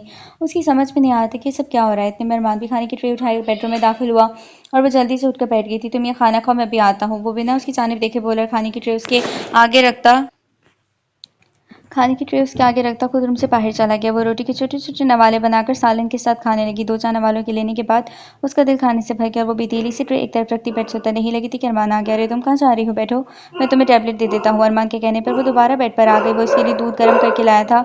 ये लो टैबलेट। वो उसके करीब बैठ गया और ये दूध सारा खत्म करना है तुमने। उसने दूध का ग्लास उसे थमाते हुए साथ में हुक्म सादर किया था। उसने किसी किस्म का भी रद्द अमल दिए बगैर इससे दूध का ग्लास ले लिया और आधा पीकर ग्लास साइड पर रख दिया था। ये क्या सारा पियो ना? अरमान ने उसकी तरफ देखते हुए स्टार्ट करने वाले अंदाज में कहा था। नहीं क्या मैं सोने जाऊं? उसने अरमान की तरफ देखते हुए कांपते लहजे में कहा। अरमान ने देखते उसके घबराए हुए चेहरे की जानिब देखा और उसकी नजरों से घबरा कर बेड से उठने लगी। वफा तुम्हारी तबीयत ठीक नहीं है तो प्लीज तुम यहीं पर ही सो जाओ। अरमान की इस दर्जा अपनाई पर उसकी आंखें आंसुओं से भीगने लगी। क्या हुआ वफा, तुम रो क्यों रही हो? क्या सोने पर एतराज है तुम्हें? इसके आंसू अरमान का दिल दुखा गए थे। मेरे सर में दर्द है, वो सिसकी लेते हुए बोली। फिर अरमान ने बेगदर से कांधों से थाम कर अपने पहलू में लिटा दिया और अरमान इतनी गुर्बत में वफा का दिल तेजी से धड़क रहा था और वो दिल में सोच रहा था क्या ये मासूम लड़की एक पल के लिए भी मेरे लिए खास नहीं हो सकती? क्या मैं उसे एक पल के लिए भी सुकून नहीं दे सकता? सारा दिन इस कैद खाने में बंद रहती है और मेरी डांट खामोशी से बर्दाश्त करती है और लाख बुरा भला कह लूँ मगर ये अपनी जुबान को जुम्बिश तक नहीं देती। इतनी सब्र करने वालों में से तो ना थी मगर वक्त और हालात ने उसे बेबस और लाचार कर दिया है। काश उसने मुझसे नफरत न की होती। काश। अरमान ने तड़प कर वफा की जानिब देखा जिसकी बंद आंखों से अब भी आंसू जारी थे और वो बेख्तियार होकर उसकी गर्म होती पेशानी धीरे से तपाने लगा और वो दिल ही दिल में अपने रब से दुआ मांगने लगी कि आप मेरी सारी जिंदगी ले लें मगर इनके बदले बस यही चंद पल मुझे दे दें। अरमान की अपनायत ने उसकी सारी तकलीफें दूर कर दी थी। वो वफा का सर दबाते दबाते ही गहरी नींद की वादियों में चला गया और उसका हाथ वफा की पेशानी पर ही धरा रह गया और उसने बेख्तियार अरमान का हाथ थाम कर पहले और उसे बेख्तियार अरमान का हाथ थामकर अपने होंठ उससे लगा लिया। फिर दोनों हाथ उसे थामकर अपने सीने से लगा लिया। उसकी नजर उसके खूबसूरत से चेहरे पर चमकी गई। वो आज पहली बार उसे इतना गौर से देख रही थी और उसका जी चाहा कि वैसे ही सोता रहे। वो जी भर के उसके चेहरे का दीदार करती रहे। सुबह जब वो उठी तो अरमान इससे पहले ही उठ चुका था और अब शावर लेकर अपने बालों में ब्रश चला रहा था। कैसी हो वफा? अरमान की अचानक वफा पर नजर पड़ी तो उसने बेड के पास आते हुए नरम लहजे में पूछा। पहले से काफी बेहतर हूँ और आप मुझे उठा देते तो मैं नाश्ता तैयार कर लेती आपके लिए। वफा ने जरा सा शर्मिंदा होकर कहा। नहीं कोई बात नहीं, नाश्ता मैं करीबी होटल से बनवा कर ले आया था। तुम इस वक्त सो रही थी तो मैंने नाश्ता कर लिया और तुम्हारा किचन में रख दिया। और वफा उसका इतना मेहरबान रूप देखकर हैरान हो रही थी। अच्छा मैं अब चलता हूँ, पहले भी काफी देर हो चुकी है, तुम प्लीज फ्रेश होकर नाश्ता कर लेना ओके? अरमान ने कलाई पर बंधी घड़ी की जानिब देखते हुए कहा। तो वफा ने मुस्कुराते हुए धीरे से इस बात में सर हिला दिया और वो उसे खुदा हाफिज कहता दरवाजा बूर कर गया। आज वफा का दिल खुशी से झूम रहा था। खुदा करे कि अब सब सारी जिंदगी ऐसे ही रहो। बेख्तियार उसके दिल से दुआ निकली थी। वफा आज वापसी पर मुझे तुम्हारी दोस्त सोनिया मिली थी। और रात को जब खाने के बाद अरमान को कॉफी देने आई तो उसने वफा के हाथ से कप लेते हुए उसे बताया। अच्छा क्या वाकई में? वफा ने हैरत से उसकी जानिब देखते हुए पूछा था। हाँ वो कल तुमसे मिलने भी आएगी। अरमान ने इस बात में सर हिलाते हुए मजीद बताया तो उसकी खुशी का कोई ठिकाना ही ना रहा। आप सच कह रहे हैं ना? वफा ने खुशी से चहकते हुए लहजे में पूछा तो अरमान ने बेख्तियार उसकी खुशी से दमकते चेहरे की तरफ देखा। आज इतने अरसे बाद उससे कोई अपना मिलने के लिए आ रहा था तो खुश होना तो फिर उसका हक बनता था। नहीं मैं तुमसे झूठ बोल रहा हूँ, बकवास कर रहा हूँ। अरमान को उस पर ताव आ गया और वो सहम कर पीछे हटी। अजीब बंदा था वो, ना उसे रोता हुआ देख सकता था ना खुश होता हुआ और वो अपनी नम होती आंखें साफ करती रूम से निकल गए। अरमान मजीद आपके कितने रूप हैं, कितने ज्यादा खौल चढ़ा रखे हैं आपने अपनी जात पर और मैं आपका असली रूप कब देखूंगी अरमान? जब मैं आपकी नफरत आपकी खुदगर्जी तस्लीम कर लेती हूँ तो आप अचानक से बदल जाते हैं। आपका लहजा आपका हर अंदाज बदल जाता है। जब मुझे लगने लगता है कि मेरी ज़िंदा खत्म हो गई है, आपने मुझे और मेरी खताओं को माफ़ कर दिया तो फिर से आपके हर अंदाज से वही नफरत वही खुदगर्जी फूट पड़ती है। खुदा के लिए अरमान मुझे आप सिर्फ एक ही रूप का आदी होने दें।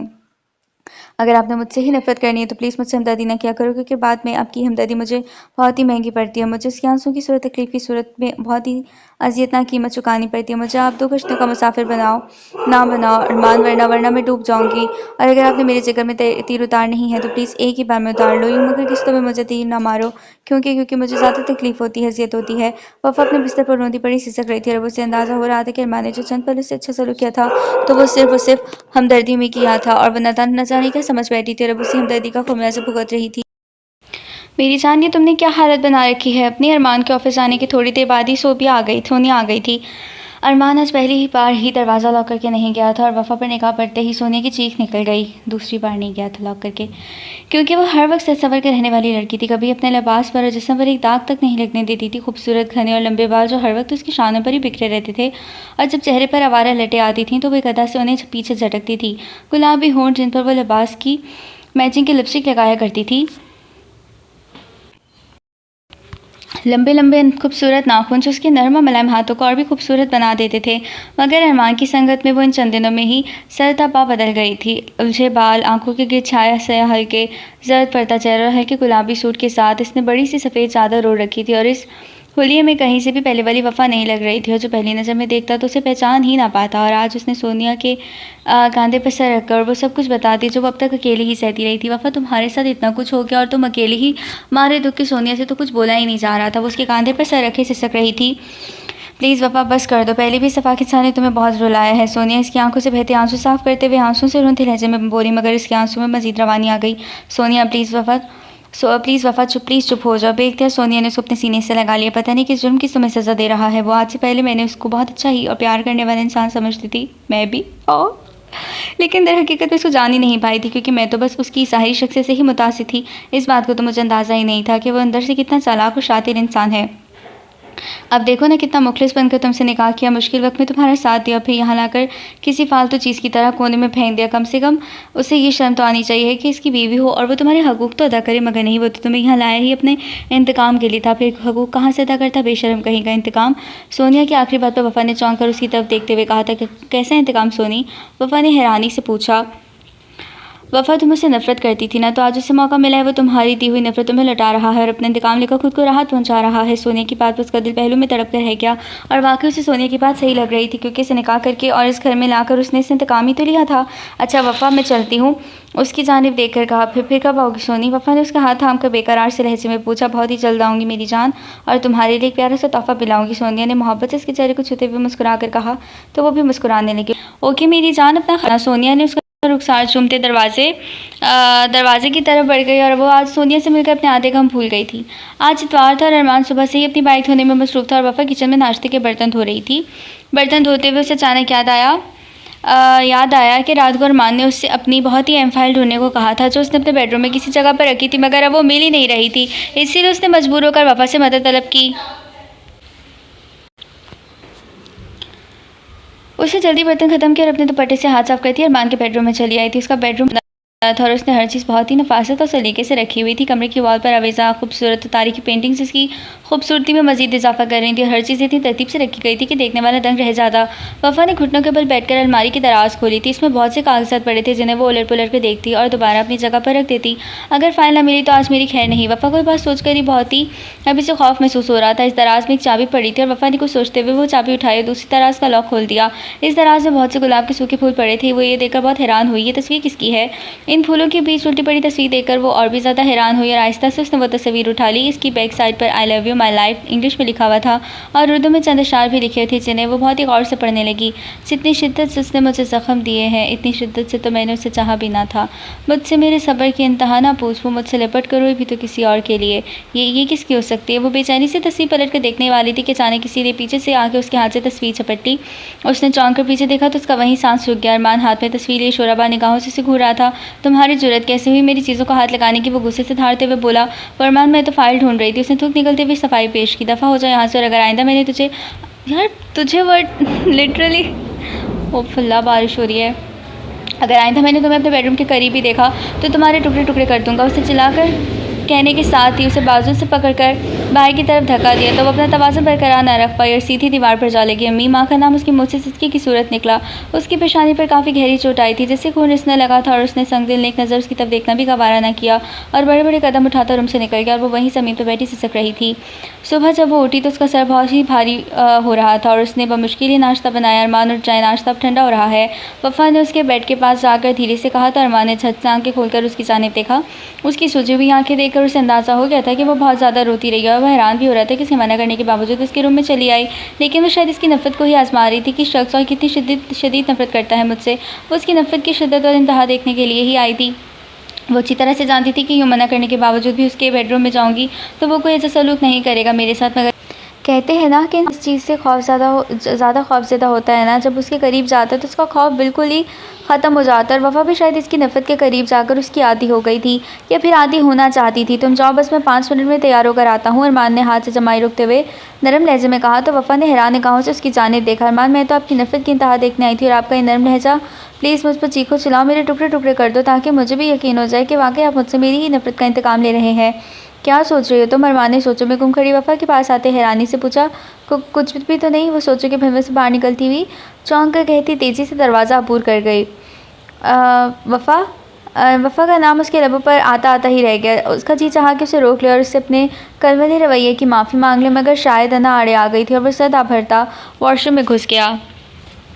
और वफ़ा वहाँ से भागकर सीधा अपने बेडरूम में आई और बेड पर बैठे बहुत ही ज़्यादा रोई थी। अरमान किसी और को चाहता है, ये सोच कर उसे सारी रात नींद नहीं आई थी, क्योंकि उससे मोहब्बत ही इतनी ज़्यादा हो गई थी कि उससे ये सब बर्दाश्त ही नहीं हो रहा था। वो उसकी नफ़रत और बेइतनाई तो सह सकती थी, मगर वो किसी और से मोहब्बत करता है, ये बात सहना उसके लिए बहुत ही मुश्किल था।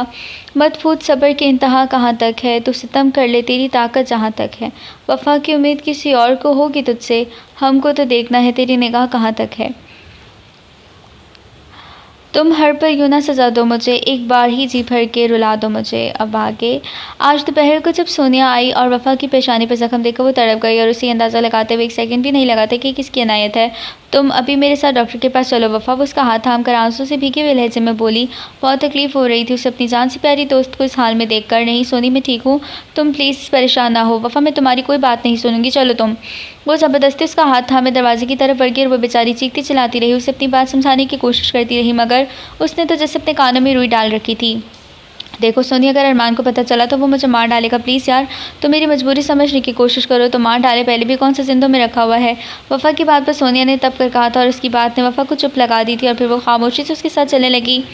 वफ़ा रुको प्लीज़, मेरी बात सुनो। वो दोनों जब डॉक्टर की क्लिनिक से निकल रही थी तो उसने नमान को गाड़ी से उतरता हुआ देख लिया था, इसलिए वो सोनिया का हाथ हमें तेज़ रफ्तारी से चलने लगी। नमान ने भी इन दोनों को देख लिया और इनको आवाज़ें देते तेज़ तेज़ कदम उठाता उनके पीछे ही आ गया था।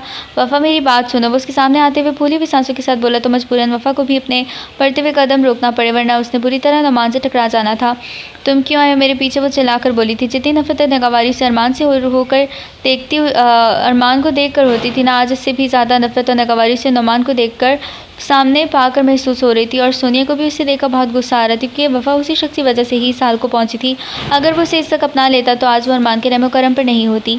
वफ़ा, यूँ बीच रास्ते में बात करना ठीक नहीं, चलो कहीं बैठकर आराम से बात करते हैं। नमान ने इर्द-गिर्द अजीब नज़रों से घूरते लोगों की तरफ देखते हुए नम लहजे में कहा, मगर मुझे तुमसे कोई बात नहीं करनी, इसलिए बहराए में पानी मेरा रास्ता छोड़ें।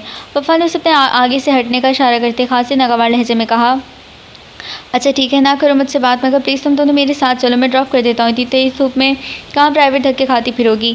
हमें धक्के खाना मंजूर है, मगर तुम जैसे इंसान के साथ जाना बिल्कुल भी मंजूर नहीं, समझे तुम।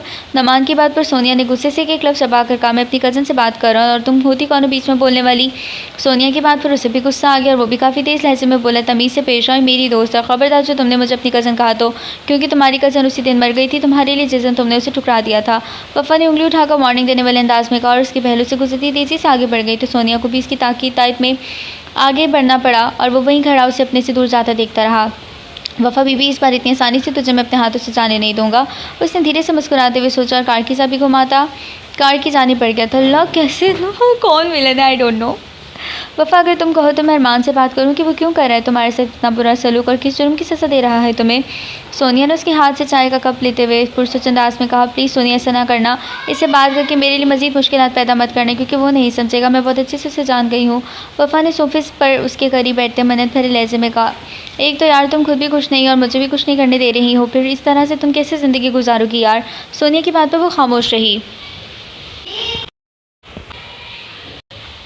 अच्छा तुम ऐसा करो, मेरे साथ मेरे घर चलो, क्योंकि जिनके दिल में आपकी जगह ना होना तो उसके साथ इसके घर में रहने का भी कोई फ़ायदा नहीं।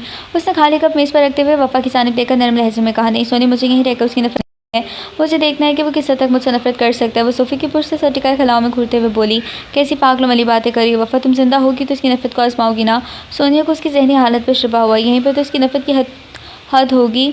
सोनी, और बस यहीं तक तो मैं उसे देख आजमाना चाहती हूँ। उसे सर उठाकर सोनिया की जानिब देखते हुए अजीब से जनूनी मुस्कुराहट लबों पर सजाते हुए कहा, वफ़ा मेरी जान, क्यों इस पेश इंसान की खातिर अपनी ज़िंदगी दांव पर लगा रही हो? सोनिया ने उसे अपने साथ लगाते हुए बहुत ही उदास लहजे में कहा, मैंने भी तो हमेशा उससे बुरा सलूक ही तो किया है। मुझे याद नहीं पड़ता कि मैंने कभी इससे नर्म लहजे में बात की हो। हमेशा उसे नफ़रत और हकारत भरी निगाहों से ही देखा था, और आज मुझसे इंतकाम लेना तो उसका हक बनता है, और मैं तो खुद को इससे माफ़ी मांगने के काबिल भी नहीं समझती। इसलिए तो मैं चाहती हूँ कि यहीं पर रहकर अपनी गलतियों की सज़ा भुगतूँ। जब तक वो मुझे खुद से माफ़ नहीं करेगा, तब तक मैं उसकी नफ़रत खुदगर्ज़ी खामोशी से सहती रहूँगी, क्योंकि मैं उससे बहुत ही शदीद मोहब्बत करने लगी हूँ। व्हाट? उसकी आखिरी बात पर सोनिया को करंट सा लगा। तुम और अरमान से पियाएगी, ये कैसे वफ़ा? वो बेयकीनी से वफ़ा की तरफ देखते हुए बोली, इतना हैरान क्यों हो रही हो सोनी? जबकि तुमने खुद ही तो कहा था कि बल्कि मुझे चैलेंज किया था कि वफ़ा मेरी बात लिख लो, तुझे मोहब्बत भी अरमान से ही होगी, देख लेना अपनी बात, तुझे याद है ना सोनी? वफ़ा ने उसे याद दहानी करवाने की कोशिश की।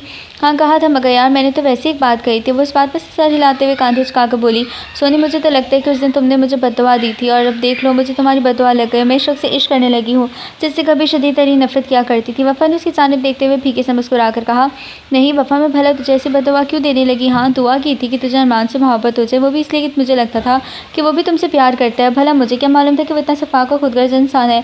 खबरदार सोनी, मेरे शौहर की मेरे सामने बुराई मत करो। वफ़ा ने हंसते हुए कहा, और हंसते हंसते इसकी आंखों में आंसू आ गए। वफ़ा प्लीज़। सोनिया इसकी आंखों में नमी देकर तड़प गई थी। नहीं मेरी जान, मैं रो तो नहीं रही, शायद मेरी आंख में कुछ पड़ गया है। वफ़ा ने मोहब्बत से सोने के उदास चेहरे की जानिब देखते कहा और जल्दी से अपने हाथ की पुर से आंसू साफ़ किए। अच्छा वफ़ा, काफ़ी टाइम हो गया, मैं चलती हूँ क्योंकि अम्मी परेशान हो रही होंगी, और प्लीज़ तुम अपना ख्याल रखना। उसने दोनों हाथों से वफ़ा का चेहरा थाम कर फ़िक्रमंद से लहजे में कहा और अपना हैंडबैग उठाती उठ खड़ी हुई थी। सॉरी यार, तुम्हें तुम्हारा गिफ्ट देना भूल ही गई। सोनिया ने मुस्कुरा कर कहा और अपने हैंडबैग की ज़िप खोल ली। कैसा गिफ्ट? वफ़ा ने हैरानी से पूछा। मैंने तुम्हारे लिए सेल फ़ोन लिया है, अब तुम्हारा जब भी दिल चाहे मुझे कॉल कर लेना, फिर हम दोनों जी भर की बातें किया करेंगे। सोनिया ने खूबसूरत सा हैंडसेट उसकी जानिब बढ़ाते हुए मुस्कुरा कर कहा। वफ़ा लेने से इनकार करती रही, मगर वो उसे ज़बरदस्ती थमा कर चली गई। वो सुबह ही सुबह अरमान की शर्ट प्रेस कर रही थी। सोचो मैं ऐसी उलझी कि उसका इस्त्री वाला हाथ शर्ट पर ही रह गया, और वो चौंकी तब जब कुछ जलने की बू पूरे कमरे में फैल चुकी। ओ माय गॉड, ये क्या हो गया? उसने जब इस्त्री उठाई तो पूरी इस्त्री का नक्शा शर्ट पर नक्श हो चुका था। उसकी शर्ट का ये हाल देखकर बेख्तियार उसकी आंखों में आंसू आ गए। वो आज मुझे ज़िंदा नहीं छोड़ेगा। उसने खौफज़दा सा होकर सोचते हुए इस्त्री के तलवे को छुआ तो वो शर्ट पिघल कर इस्त्री पर लग चुकी थी। वो उसकी 2 उंगलियों पर चिपक गई और उसने बेख्तियार अपना हाथ पीछे खींचा। वफ़ा, तुमने अभी तक मेरी शर्ट प्रेस नहीं की, मुझे देर। वो तेज़ी से चलता हुआ रूम में दाखिल हुआ और आगे का मंजर देख उसकी बात मुँह में रह गई। तुमने क्या किया? कैसे चलाई मेरी शर्ट? अपनी फेवरेट शर्ट का ये हाल देखकर उसकी आवाज़ हलक में ही फंस गई। आई एम सो सॉरी अरमान, मैंने जानबूझकर नहीं चलाया।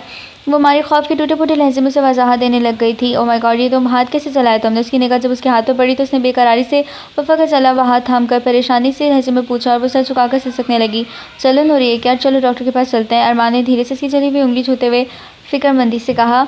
नहीं ठीक हूँ मैं। उसने हिचकी लेते कहा था। अच्छा चलो मेरे बेडरूम में मरहम पड़ी है, वो लगा लो, फिर जलन कम हो जाएगी। वो उसके झुके सर की जानिब देखते हुए बोला था, मगर वो खामोशी से सर झुकाए खड़ी रही। फिर वो उसका हाथ छोड़कर खुद ही अपने बेडरूम से मरहम लेने चला गया और वहीं ज़मीन पर ही घुटनों के बल बैठ गई और गौर से अपनी जली हुई उंगली देखने लगी। थोड़ी देर बाद ही वो मरहम हाथ में उठाया आ गया और ज़मीन पर वफ़ा के करीब बैठ गया और खामोशी से उसका हाथ थामकर मरहम लगाने लगा था। वफ़ा हैरान नज़रों से उसकी जानिब देखने लगी। सर झुकाने की वजह से उसके खूबसूरत बाल उसकी पेशानी पर आ गए थे। ये हर घंटे बाद लगाती रहना, फिर इंशाल्लाह जलन बिल्कुल ही ख़त्म हो जाएगी। मैं अब चलता हूँ, पहले भी काफ़ी लेट हो चुका हूँ, और हाँ अंदर से दरवाज़ा लॉक कर देना। अरमान उसको हदायत देता खड़ा हो गया। वो बस इस बात में सर हिला कर रह गई। काश अब मेरी बैरूनी ज़ख्मों पर मरहम लगाने के बजाय अंदरूनी ज़ख्मों पर लगाते। काश। उसके जाने के बाद वफ़ा ने हसरत से सोचा, तुम क्यों आए यहाँ? बेल बजने की आवाज़ पर वफ़ा ने दरवाज़ा खोला। अपने सामने नुमान को पाकर वो गुस्से से चिल्लाकर बोली। वो समझी थी कि सोनिया आई है, मगर अब वो पछता रही थी। दरवाज़ा खोलकर पहले आराम से तो मेरी बात सुन लो। वो उसे एक तरफ करता घर में दाखिल हुआ। मुझे तुम्हारी कोई भी बकवास नहीं सुनी, बगैर किसी चुनचुना के दफ़ा हो जाओ। वफ़ा को उसकी ज़बरदस्ती घर में घुसने पर ताव आ गया। वफ़ा, अगर तुम मेरी आराम से बात नहीं सुनोगी तो बहुत नुकसान उठाओगी। उसने वफ़ा को धमकी आसमेज़ लहजे में कहा। धमकी दे रहे हो? और वो भी ज़बरदस्ती मेरे घर में घुसकर? वो इंतहाई गुस्से से बोली। ठीक है वफ़ा, तुमने मेरी बात ना सुनकर खुद ही अपने लिए मुश्किलात पैदा कर दी हैं। अब तुम्हारे से जो कुछ भी होगा ना उसकी तुम खुद जिम्मेदार होगी। तुमने जो करना है कर लो, मगर आइंदा अपनी मनुष्य शक्ल लेकर मेरे सामने मत आना, वरना मुझसे बुरा कोई नहीं होगा। अब दफ़ा हो जाओ यहाँ से। उसकी बात पर वफ़ा ने नफरत अमेज़ लहजे में कहते हुए उसे बाहर का रास्ता दिखाया। ओके यार, चलता हूँ। उसकी आंखों पर सनग्लासेस लगाए उसकी तरफ देखते हुए मायने खीसी से मुस्कुराकर हाथ हिलाता दरवाजे की तरफ बढ़ गया। वफ़ा ने उसके बाहर निकलती दरवाज़ा ज़ोर से बंद किया। बदतमीज़ घटिया इंसान, पता नहीं खुद को समझता क्या है। वो गुस्से से बड़बड़ाती अंदर बढ़ गई। सुबह वो नाश्ता टेबल पर लगा रही थी कि अचानक दरवाजे पर दस्तक हुई। अरमान को बुलाने के लिए इसके बेडरूम की तरफ जा रही थी कि वो खुद ही आंखें मलता हुआ निकल आया। पता नहीं सुबह सुबह कौन आ गया। वो बुड़बुड़ाते हुए दरवाजे की तरफ बढ़ गया। वफ़ा वफ़ा। वो वापस आकर हल्के के बल चलाते वफ़ा को पुकारा था। या अल्लाह खैर। वो किचन में चाय लेने आई थी और अरमान की गुस्सीली आवाज़ सुनकर टहल गई। मारे खौफ के उसके हाथ कांपने लगे। कब से चाय छलक कर इसके हाथ पर गिर गई, मगर इस वक्त उसे इस तकलीफ से ज़्यादा जो बाहर मुंतज़िर थी उसका खौफ खाया जा रहा था। फिर उसने जल्दी से चाय वाला ट्रे टेबल पर रखा और बाहर की तरफ भागी। जी क्या हुआ? वफ़ा ने खौफज़दा होकर उसकी जानिब देखते हुए लरजती आवाज़ में पूछा। उसकी सुर्ख होती आंखें देखकर इसे किसी अनहोनी का एहसास हुआ। ये लेटर पढ़ो। अरमान ने गुस्से से हाथ में पकड़ा लेटर उसकी तरफ बढ़ाया। वफ़ा ने कांपते हाथों से इस लेटर को लिया, गौर से पढ़ने लगी। वफ़ा मेरी जान, तुमने जो लेटर सोनिया के हाथ भिजवाया था वो मैंने पढ़ा। मेरा दिल चाहा कि मैं इसी वक्त आऊँ और तुम्हें अपने साथ ले जाऊँ, मगर मजबूरी है न जान कि अभी तुम किसी की बीवी। और मुझे ये जानकर बहुत ज़्यादा खुशी हुई कि तुम आज भी मुझसे वैसी मोहब्बत करती जैसी पहले करती थी। और परेशान बिल्कुल भी नहीं होना, क्योंकि ये दुनिया बहुत ही जल्द ख़त्म होने वाली है। फ़कत तुम्हारा न मानो। लेटर वफ़ा के हाथ से छूटकर उसके कदमों में जा गिरा। उसे पढ़ने के बाद वफ़ा को अपनी दुनिया घूमती नजर आई। ये झूठ अरमान, बिल्कुल ही झूठ। कसम। Shut up. अभी उसने बात मुकम्मल नहीं की थी कि अरमान का उठा हाथ उसके रुखसार पर पड़ा है। बहुत ही घटिया और ज़लील हो तुम। ज़रा सी शर्म महसूस नहीं हुई ये सब करते? मेरे निकाह में रहते हुए तुमने अपने आशिक से भी राब्ते कायम रखे हैं। लिटरली यार, मैंने इसको जितना अच्छा और समझ रही थी ना, उसका कैरेक्टर उतना मेरी नज़रों से गिरता जा रहा है। वो गुस्से से पागल होते हुए उस पर चीख रहा था, चिल्ला रहा था, मगर उसके लबों पर खामोशी की महर ज़ब्त हो गई थी। बेकसूर होते हुए वो मुजरिम ठहरा दी गई थी। और अगर आज के बाद मुझे तुम्हारी वो दोस्त इस घर में नजर आई तो मैं तुम दोनों को जिंदा ज़मीन में गाड़ दूंगा। वो वार्निंग देने वाले अंदाज में उसकी तरफ उंगली उठाकर एक लफ्ज़ चबाकर कहता तेजी से अपने बेडरूम की तरफ बढ़ गई। अल्लाह, मैं क्या करूँ? कैसे मैं उनको अपनी बेगुनाही का यकीन दिलाऊँ? वो सिसकती हुई वहीं ज़मीन पर बैठ गई। पहले क्या कम दुख थे मेरी ज़िंदगी में जो तुमने भी और दे दिया। और अरमान तो पहले मुझसे नफ़रत करता, मगर तुमने उसकी नफ़रत में मज़ीद इजाफ़ा कर दिया। नुमान, या अल्लाह, मैं जाऊँ तो जाऊँ कहाँ? किससे मदद मांगूँ? या अल्लाह, आप तो गफ़ूर रहीम है ना, आप ही मेरी मदद फरमाएं। अगर मेरे सब्र का इम्तिहान है तो इसमें आप ही मुझे हमेशा हिम्मत अता करें और इसमें कामयाब होने की ताकत अता करें। और मुझे इतनी मोहलत दे देना कि मैं अपनी बेगुनाही साबित कर सकूँ। आप तो जानते हैं ना कि मैं बेकसूर हूँ, बेगुनाह हूँ, इसलिए मेरे परवरदिगार, अब आप ही मेरी मदद फरमाना। वो दुनिया जहान को भुलाए अपने रब से हम कलाम थे। उसकी बंद आँखों से आंसू मोतियों की तरह बहकर इसका दामन भिगो रहे थे।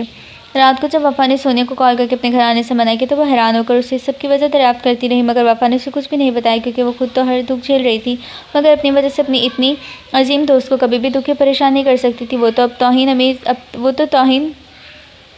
अपनी तौहीन, अपनी बेइज्जती तो बर्दाश्त कर रही थी, मगर अरमान सोनिया को कुछ कहे बात वो कभी भी बर्दाश्त न कर पाती। सोनिया ने वफ़ा से कहा कि जो भी हो जाए मैं तुम्हें अकेला बिल्कुल भी नहीं छोड़ूंगी, मगर वफ़ा ने उसे अपनी कसम देकर इसके लबों पर चुप की मोहर लगा दी थी। सोनी मेरी जान, अगर हो सके तो प्लीज़ मुझे माफ़ कर देना। सोनी मेरी जान, अगर हो सके तो प्लीज़ मुझे माफ़ कर देना। वफ़ा ने आंसू से रुंधे लहजे में कहा और फिर मोबाइल उसके हाथ से गिर गया। मोबाइल फ़ोन कहाँ से ले लिया तुमने? वो घुटनों में सर दिए आंसू बहा रही थी कि अरमान की सख्त आवाज़ पहुँची। फिर सर उठाकर उसकी जानिब देखा। वो हाथों में मोबाइल मशगूल निगाहों से उसकी जानिब देख रहा था। मुझे सोनिया ने दिया है, उसने थूक निकलते हुए सहमे लहजे में कहा। झूठ मत बोलो। वो चिल्लाया कि तुम्हें तुम्हारे आशिक नहीं दिया है ना, बोलो क्या मैं गलत कह रहा हूँ? उसने वफ़ा के बालों से पकड़ते हुए आग बगोला लहजे में कहा, हाँ आप गलत कह रहे हैं, सब झूठ है, बकवास है, जाल चिल्लाना बंद करो। अरमान ने वफ़ा की चिल्लाकर कहने पर इतना ज़ोरदार थप्पड़ उसे मारा कि उसने खून का जायका अपने मुंह में घुलता महसूस किया। अरमान, मैं आपके आगे हाथ जोड़ती हूँ, खुदा के लिए मुझ पर जितना जुल्म करना है करो, जितनी सज़ा देनी है दो, मगर प्लीज़ मेरा यकीन करो, मुझ पर एतमाद करो। वो घटिया इंसान मुझे बदनाम करना चाहता है, आपकी नज़रों में मुझे गिराना चाहता है, प्लीज़ यकीन करो मेरी बात का। उसने आंसू से रंधे लहजे में कहते हुए अपने दोनों हाथ उसके संगल के आगे जोड़ दिए थे। नहीं वफ़ा, तुम पर एतबार नहीं है ना पहले तो और ना अब। और हाँ, अगर मैंने तुम्हारे पास मोबाइल वगैरह देखा तो उसके साथ तुम्हें भी चिकनाचूर कर दूंगा, समझी तुम? अरमान ने गुस्से से कहने के साथ ही मोबाइल को इतना ज़ोर से दीवार पर मारा कि वो कई टुकड़ों में बट गया और एक गहरा आलूद निगाह सिसकती वफ़ा पर डालता बाहर निकल गया। और वफ़ा ने सिसकते हुए अपना सर तकिए पर रख दिया। अरमान प्लीज़ नाश्ता तो करते जाएं। वो सुबह नाश्ता के बिना ही तैयार होकर जॉब के लिए निकल रहा था जब वफ़ा ने पीछे से उसे आवाज़ देकर पुकारा। उसने गुस्से से वफ़ा की तरफ देखा, फिर चलता हुआ उसके करीब आकर बोला, तुम ऐसे क्यों नहीं करती कि अपने इसी आशिक को ही बुलवा लो और उसके साथ कर लो नाश्ता? अरमान की बात पर वफ़ा का पूरा जिस्म लरस गया था। अरमान प्लीज़। आंसू उसके हलक में अटक से गए और उससे बात करना मुहाल हो गया। खबरदार आइंदा अपनी गंदी ज़ुबान से मेरा नाम मत लेना, समझी? अरमान ने गुस्से से कहने के साथ ही कागज़ का टुकड़ा उस पर फेंका, लंबे लंबे डग पड़ता दरवाजे की तरफ बढ़ गया। और वफ़ा वहीं से आहिस्ता से गिरने वाले अंदाज में ज़मीन पर बैठी और कागज़ का टुकड़ा उठाकर पढ़ने लगी। मत आवाज़ सुनाओ मगर लौट आओ, हमें ऐसे ना रुलाओ मगर लौट आओ, कितने दिल गैरो गमगीन है सब तेरे बिन, हमें आंचल में छुपाओ, घर लौट आओ, तुम्हारा आशिक नुमान। क्या बकवास है ये? वफ़ा का बुरा हाल हो गया। नुमान का भेजा गया लेटर पढ़कर। क्या चाहते हो मुझसे? क्यों मुझे बर्बाद करने पर तुले हुए हो? या अल्लाह, ये कैसा इम्तिहान है मेरे लिए? वफ़ा का दिल गम से बोझल होने लगा और सांस लेते हुए भी उसे तकलीफ़ महसूस हो रही थी। ज़िंदगी मुसलसल जबर की तरह काटी है वफ़ा, जाने किस जुर्म की मिली है सज़ा याद नहीं। अरमान की बेएतबारी ने वफ़ा को बिस्तर से लगा दिया। मुसलसल आते खतूत की वजह से अरमान हंगामा बर्पा कर देता था और वफ़ा बेचारी रोती बिलखती उसे अपनी बेगुनाही की कस्में देती, मगर अरमान को ज़रा भी उसके रोने तड़पने पर तरस नहीं आता था। बहुत ही बेरहम हो और कठोर दिल हो गया था वो। अब तो नुमान उसे कॉल करके वफ़ा के खिलाफ वरगलाता था और वो अपने इस मकसद में 100% कामयाब भी हो जाता था। शाम को जब अरमान लौटा तो पहले ही गुस्से में था। वैसे तो आजकल गुस्सा उसकी नाक पर ही धरा रहता, मगर आज वो कुछ ज़्यादा ही तेज में लग रहा था। यार कैसा है, मतलब उसके माँ बाप का ही लिहाज कर ले, हद हो गई है इसको। वफ़ा लाउंज में शाम की नमाज़ अदा कर रही थी और वह वहीं लाउंज में गुस्से से टहलने लगा। नमाज़ अदा करने के बाद दुआ के लिए हाथ उठाते इसकी आंखें आंसुओं से भर आ गईं। यार रब करीम मेरी मदद फरमा, मुझे हर तकलीफ़ सहने का हौसला अता कर, मेरे हाल पर, मेरी बेबसी पर रहम फरमा।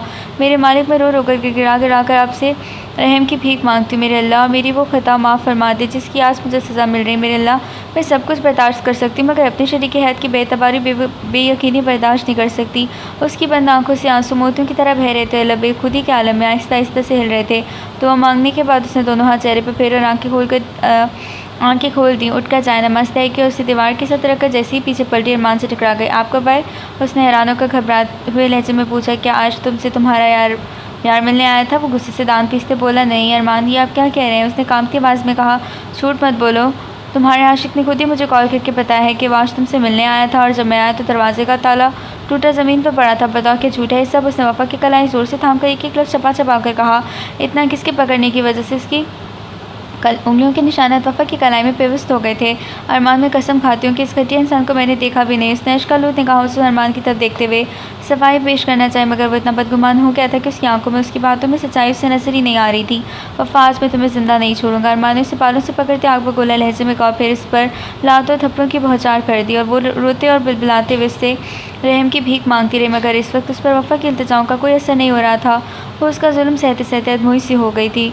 मुझे जान से मार डालो अरमान, अगर मेरे मरने से आपको सुकून मिलता है तो मार डालो मुझे। वफ़ा चीख पड़ी थी। नहीं वफ़ा, मैं तुम्हें इतनी आसानी से नहीं मरने दूंगा, बल्कि तुम्हें तड़पा तड़पा कर मारूंगा। तुम क्या समझती हो मैं तंग आकर तुम्हें तलाक दे दूंगा, फिर तुम अपने आशिक से शादी कर लोगी? तो ऐसा मेरे जीते जी तो मुमकिन ही नहीं ना। मैं तुम्हें तलाक दूंगा, ना ही कभी अपनी बीवी का रुतबा दूंगा। उसने वफ़ा के बालों से पकड़कर उसे अपने सामने खड़ा करते हुए नफरत अमेज़ लहजे में कहा। तुमने मुझे देखकर एक तरफ थूका था ना, मगर मैं तुम पर ही थूकता हूँ। उसने कहने के साथ ही इसके चेहरे पर थूक दिया। जिल्लत और तौहीन के एहसास से इसकी कनपटियाँ सुलगने लगीं। अब सारी ज़िंदगी इस घर में पड़ी अपने ज़ख्म चाटती रहना। वो एक एक लफ्ज़ चबा कर कहता, उसे एक तरफ फेंकता बाहर निकल गया। वह ज़मीन पर गिरते ही बेहोश हो गई थी। उसे जब होश आया तो खुद को ज़मीन पर ही पड़े हुए पाया था। पूरे जिस्म में इससे इतना दर्द महसूस हो रहा था कि उससे बर्दाश्त करना मुश्किल था। या अल्लाह, मैं ज़िंदा हूँ। उसे अपने ज़िंदा होने पर हैरानी हुई। सीरियसली ही इज़ नॉट मर्द। इतनी रुसवाई, इतनी ज़िल्लत के बाद भी मैं ज़िंदा हूँ। मैं इतनी बहादुर तो ना थी। मेरे अल्लाह की इतनी तकलीफ़ और इतनी तौहीन सह सकूँ। वो ज़मीन पर पड़ी सिसकने लगी थी। पूरा एक हफ्ता वो ज़ख्मों से चूर बिस्तर पर पड़ी रही थी। अरमान खाना तो क्या, उसके हाथ से पानी पीना भी गवारा नहीं करता, और वो खुद भी उसके सामने नहीं आना चाहती थी। इसलिए वो जितनी देर घर पर होता, वफ़ा अपने बेडरूम का दरवाज़ा बंद किए अंदर ही बैठी रहती। वो डरती थी कि अगर उसके सामने गई तो वो फिर से मुझे जलील करेगा, मुझ पर नए सिरे से इल्ज़ामत की बौछार कर देगा। और उसमें भी इतनी हिम्मत ताकत नहीं रही थी कि इसका जहर से लिपटा लहजा बर्दाश्त कर सकी, क्योंकि वो अब थक चुकी थी। उसे अपनी बेगुनाही की कस्में वजाहतें देते देते उसने सब कुछ अपने अल्लाह पर छोड़ दिया, और उसी ही उम्मीद लगाए हुए थी कि वो कभी तो इसे इस अज़ियत भरी ज़िंदगी से छुटकारा देगा। आज इतवार था। अरमान करीबी मार्केट से अपने लिए शॉपिंग करने गया हुआ था। जब तकरीबन 2 घंटे बाद वापस आया तो अपने घर के मेन गेट पर ब्लैक कलर की करोला कार देखकर टिक गया। ये किसकी हो सकती है? वो तेज़ी से बाइक से उतरकर कार के करीब आई। कहीं अनुमान अचानक उसके जहन में धमाका सा, आज मैं तुम दोनों को जिंदा नहीं छोड़ूंगा। मैं ताही गुस्सा गजबनाक अंदाज में गेट की तरफ लपका। वो तो था ही किसी ऐसे मौके की तलाश में, आज उसे मौका मिल गया। फिर वो चुपके से अपने बेडरूम में अलमारी की दराज से रिवॉल्वर उठा लिया। उसे अंदाज़ा हो गया था कि नुमान वफ़ा के ही बेडरूम में है। रिवॉल्वर हाथ में उठा वो तेज़ से कदम उठाता वफ़ा के रूम की तरफ बढ़ गया। नुमान, तुमने मुझे बर्बाद करके रख दिया। रूम से आती वफ़ा की आवाज़ सुनकर वो टिटक कर दरवाजे पर ही रुक गया। डार्लिंग, मैंने तुमसे कहा था ना कि तुम मेरी बात ना सुनकर बहुत ही बड़ा नुकसान उठाओगी, मगर नहीं, इस वक्त तो तुम्हें बड़ा ही मान था, बड़ा ही गरूर था इस 2 टके के अरमान पर। अब खुद ही देख लो, उसे तुम पर एतबार ही नहीं। नुमान की बात सुन अरमान को ऐसे महसूस हुआ जैसे इसके पैरों के नीचे से किसी ने ज़मीन ही खींच ली। उसने एक हाथ से रिवॉल्वर का सहारा लिया। मैंने इस वक्त तुम्हारी बात सुनकर भी नुकसान ही उठाना था, क्योंकि मैं अच्छी तरह से जानती थी कि तुम मुझसे क्या चाहते हो। अच्छा? नुमान ने वफ़ा की बात पर हंसते हुए मायनेखेज़ लहजे में कहा। वफ़ा जान, अब तो तुम मेरी बात ज़रूर सुनोगी। उसने वफ़ा की खूबसूरत आंखों में झांकते हुए लफ्ज़ ज़रूर पर जोर देकर मुस्कुराते कहा, और वफ़ा का उसके अंदाज़े मुखातिब से खूनी खौल उठा। याद रखो नुमान, अगर मैंने अरमान का साथ खो भी दिया तो मैं मर जाऊंगी, मगर तुम्हारे साथ का खुद पर तसव्वुर भी हराम समझूंगी। बहुत ही बेज़मीर और घटिया इंसान हो तो मुझे कहीं का भी नहीं छोड़ा। तुमने मेरी ज़िंदगी बर्बाद कर दी है। तुमने पाक के आंखें में वो आंसू से रुंधे हुए लहजे में बोली पार कर। अरमान का दिल पहलू में तड़प कर रह गया। वफ़ा मेरी जान तराक। अभी वो अपनी बात भी मुकम्मल नहीं कर पाएगा। वफ़ा ने गुस्से से बेकाबू होते हुए इसके रुखसार पर ज़ोरदार तमाचा रसीद किया। बेगैरत इंसान, अपनी हद में रहो और अपनी गली ज़ुबान को अपने काबू में रखो और एक सेकंड भी ज़ाया के बिना निकल जाओ यहाँ से। दोबारा मुझे अपनी मनुष्य शक्ल ना दिखाना। वो चिल्लाते हुए दरवाजे की तरफ धकेल रही थी और अरमान जल्दी से दीवार की ओर में छुप गया। वफ़ा, तुम्हें थप्पड़ बहुत महंगा पड़ेगा, उसने वफ़ा के धकेलने पर संभलते हुए धमकी अमीज़ लहजे में कहा। मुझे बर्बाद करने की अगर कुछ कसर बाकी रहती तो तुम वो भी शौक़ पूरा कर ही लेना, मगर मेरी एक बात ज़हनशीन कर लो, वफ़ा मर तो सकती है लेकिन तुम्हारी कभी नहीं हो सकती, कभी भी नहीं, और मैं तुम्हें पाकर ही दम लूँगा। नमा ने उससे दोबदू जवाब दिया। मुस्कुराता हुआ बाहर निकल गया। अरमान दीवार के साथ लगा आंसू बहा रहा था। मेरे अल्लाह, मैंने क्या कर दिया। अब उसे अंदाज़ा हो रहा था कि उसे कितनी बड़ी खता सरजद हो गई है। वो तेज़ तेज़ कदम उठाकर अपने बेडरूम की तरफ बढ़ा तो वफ़ा ने उसे अपने रूम से निकलते हुए देख लिया। अरमान, आप आ गए इतनी जल्दी। अरमान को देखकर उसकी उसान खता होने लगा और उसका लहज़ा इनके अल्फाजों का साथ नहीं दे रहा था, मगर आज अरमान से उसकी जानिब देखना भी दुश्वार हो गया था। अब फिर वो भागता हुआ अपने बेडरूम में दाखिल हो गया। अंदर से दरवाज़ा लॉक कर लिया। उन्हें क्या हुआ? वो उसके इस तरह से रद्द-ए-अमल पर हैरान हो गई थी। शायद उन्होंने नुमान को नहीं देखा, वरना अब तक तो मैं ज़िंदा ना होती। वफ़ा ने झुरझुरी लेते हुए सोचा, फिर सदा भरती किचन की जानिब बढ़ गई। कितना बड़ा जुल्म किया मैंने उस पर, क्यों किया मैंने ऐसा, क्यों? वो आज रो रहा था, तड़प रहा था। जून जून से वफ़ा के साथ किए गए जुल्म और सितम याद आते गए। वो नदामत की गहराइयों में दबता चला गया। तुम बहुत पारसा हो वफ़ा, तुम्हारा दिल, तुम्हारी सोच बहुत ही ज़्यादा पाक और साफ़ है। आज वो सच्चे दिल से इसकी पाकीज़गी का इतराफ़ कर रहा था। मैंने तो तुम्हें कभी कोई सीख दिया ही नहीं, हमेशा दुख दिया ही नहीं, हमेशा दुख ही देता रहा हूँ। तो मेरी मारपीट पर, हर जुल्म और ज़्यादती खामोशी से बर्दाश्त करती नहीं, इसलिए आज मुझे अपने आप से नफरत महसूस हो रही, घिन आ रही है। तुम तो वाकई में एक अजीम इंसान और एक वाहिया बीवी हो। मैं बहुत बुरा हूँ कि तुम जैसी बीवी की कदर ही नहीं कर सका। रो रो कर उसकी आंखें खुश्क हो गई। मैं कैसे तुम्हारा सामना करूँगा वफ़ा, मैं तो तुम्हारे सामने सर उठाने के काबिल भी नहीं रहा। तुमसे नज़रें कैसे मिलाऊँगा? उसे आज अंदाज़ा हो रहा था कि टूट कर बिखरना किसे कहते हैं, जो अपने बिखरे वजूद की खिड़कियाँ चुनता रहे सारी उम्र। किसी पर इतना जुल्म भी खुद आरा नहीं करते। सुबह से शाम हो गई, मगर वो अभी तक अपने बेडरूम में बड़ा सिसक रहा था। वफ़ा ने शाम के बाद दरवाजे पर दस्तक दी। अरमान, प्लीज़ खाना खा लें, उसने परेशान से लहजे में कहा। वफ़ा, प्लीज़ तुम खाना खा लेना, मुझे भी भूख नहीं, वो अपनी लड़ते लहजे पर काबू पाते बोला। वफ़ा ने उदासी से एक निगाह दरवाजे पर डाली, खामोशी से वापस पलट गई। मुझ में अब तुम्हारा सामना करने का भी हौसला नहीं रहा वफ़ा। कितना बुरा कहना, मैंने तुम्हारे साथ माफ़ी भी नहीं मांग सकता हूँ तुमसे, क्योंकि जो जुल्म मैंने किए हैं ना, उनके आगे माफ़ी बहुत ही छोटा लफ्ज़ है। आज वो पछतावे की आग में चल रहा था, राख था। सुबह वो पूरा घंटा शावर के नीचे बैठा रहा, मगर सीने में लगी आग जलन थी कि कमी होने का नाम ही नहीं ले रही थी। या खुदा, मैं वफ़ा का सामना करूँ तो कैसे करूँ? वो तैयार होकर जब दरवाज़ा खोल रहा था तो उसका हाथ हैंडल पर ही रह गया। फिर उसने सदा भरते हुए हैंडल घुमाया, बाहर आ गया और उसकी बेकरार निगाहें उसे ही ढूंढ रही थी। जो ही उसकी निगाह किचन की तरफ गई तो वो उसे नज़र आ गई। शायद वो नाश्ता तैयार कर रही थी। फिर वो धीरे से चलता हुआ आया, लाउंज में टेबल के पास रखी चेयर पर बैठ गया और उसकी नज़र बेअख्तियार वफ़ा की तरफ उठी। किचन की सेंटर वॉल एल्युमिनियम की होने की वजह से वो उसे साफ नज़र आ रही थी। उलझे बिखरे बाल, चेहरे पर छाई हद से ज़्यादा उदासी, और उसने जो सूट ज़ेब तन कर रखा था ना, उसका कलर बिल्कुल ही उतर चुका था। और अरमान को बहुत ज़्यादा गौर करने पर भी समझ नहीं आ रही थी कि उसका असली रंग कौन सा था। वो घर से जो चंद सूट लाई थी, अब तक बस उन्हीं पर ही गुजारा कर रही थी, लेकिन उसने अरमान से कभी भी नहीं कहा कि अगर उस घर में मुझे अपनी बीवी बनाकर लाए हो तो कम अज़ कम मेरी ज़रूरत ज़िंदगी तो पूरी करो। अरमान ने तो उसकी एक ज़रूरत भी पूरी नहीं की, बल्कि कभी इन बातों पर तवज्जो ही नहीं दी कि मगर आज उसका ये हुलिया देखकर उसका दिल तड़प कर रह गया। वफ़ा ने टेबल पर नाश्ता लगाते हुए बेख्तियार अरमान की तरफ देखा और बस सर झुकाए उससे अपने आंसू छुपाने की कोशिश करने लगा। पता नहीं कल से उन्हें क्या हो गया है। कल से अरमान को ऐसी हालत देखकर वो उलझन का शिकार हो रही थी और डर के मारे उससे खुद से कुछ पूछ भी नहीं सकती थी कि वो क्यों इतना परेशान और चुप चुप सा है। उसने चाय का कप अरमान की तरफ बढ़ाते हुए कहा। अरमान ने खामोशी से बिना उसकी जानिब देखा चाय का कप थाम लिया और जब उसने चाय का घूंट भरा, मगर वो तो उसके हलक से उतर ही नहीं रही थी। बड़ी मुश्किल से वो घूंट पिया और फिर कप टेबल पर रखता तेज़ी से बाहर निकल गया, क्योंकि वो मज़ीद 1 मिनट भी वहाँ बैठता तो उसके सबके तमाम बंधन टूट जाते। या अल्लाह, खैर क्या हो गया है इनको? अरमान को लेकर अब उसे बहुत ज़्यादा तशवीश होने लगी थी और अरमान घर से बाहर बैठा घुटनों में सर्दी रो रहा था। मैंने कितना जुल्म किया इस मासूम पर, उसे रुलाता रहा, तड़पाता रहा और सबसे बढ़कर उसके किरदार पर शक किया और उसका भरोसा तोड़ा। कितना बड़ा ज़ालिम हूँ मैं। वो रोती रही, अपनी बेगुनाही की कस्में खाती रही, मगर मैं इतना बदगुमान हो गया था कि इसकी बातों में और उसकी आंखों में सच्चाई देख ही नहीं पाया था। लानत है अरमान, लानत है तुम पर और तुम्हारी मर्दानगी पर। That's it, it's the true. Arman को अपनी ज़मीन में लामत कर रहा था और उसे ऐसा महसूस हो रहा था कि जैसे कायनात की हर चीज़ उस पर हंस रही है, उसका मजाक उड़ा रही है। मगर कुछ भी हो जाए, मुझे अपने दिल और ज़मीर का बोझ कम करने के लिए एक बार इससे माफ़ी मांगनी होगी। फिर चाहे वो मुझे माफ़ करे या ना करे, ये उसकी मर्ज़ी और मेरी किस्मत होगी। अरमान ने एकदम उठते हुए अपने आंसुओं से भीगा चेहरा साफ़ किया और बोझ कदम उठाता घर की जानिब बढ़ता गया। वो किचन में बर्तन धो रही थी और जब वो सारे बर्तन धोकर पलटी तो टिटक गई। अरमान किचन के दरवाजे पर ही सर झुकाए खड़ा था। अरमान, कुछ चाहिए आपको? वफ़ा ने उसके पास जाकर हैरानी से पूछा। वफ़ा? अरमान ने धीरे से सर उठाकर वफ़ा की तरफ देखते हुए सशक्ते लहजे में कहा, अरमान क्या हुआ आपको? वफ़ा ने उसका सुर्ख बढ़ता चेहरा और सूजी हुई आंखें देखकर तड़प कर कहा और उसके हाथ थाम लिए थे। अरमान, प्लीज़ कुछ तो बोले ना कि क्या हुआ है आपको? ऐसे क्यों रो रहे हैं? प्लीज़ बताएं ना मुझे। अरमान की हालत देखकर वफ़ा का दिल होल उठा था और अगले ही पल वो वफ़ा के कदमों में गिर पड़ा। मुझे माफ़ कर देना वफ़ा, खुदा के लिए मुझे माफ़ कर देना। उसके कदमों पर सर रखते हुए वो रोते हुए बोल रहा था। अरमान, ये क्या कर रहे हैं आप? वफ़ा ने घुटनों के बल बैठते हुए तड़प कर कहा और उसे कांधों से थाम कर सीधा किया था। मैं तुम्हारा मुजरिम हूँ वफ़ा, तुम्हारा जो जी चाहे मुझे सज़ा दो, जो चाहे जान ले लो, मगर माफ़ कर दो मुझे। अरमान ने आंसू से रुंधे हुए लहजे में कहने के साथ ही दोनों हाथ उसके आगे जोड़ दिए थे। अरमान प्लीज़, वो हिचकी लेते हुए बोली और बेकरारी से उसके जुड़े हाथ थाम लिए। वफ़ा, सिर्फ एक बार मुझे माफ़ कर दो। मैं वादा करता हूँ कि इसके बाद तुम्हें कभी कोई दुख तक कोई तकलीफ़ नहीं दूंगा और तुम्हें इतनी खुशियाँ दूंगा कि तुम पिछले तमाम दुख तकलीफ़ें भूल जाओगी।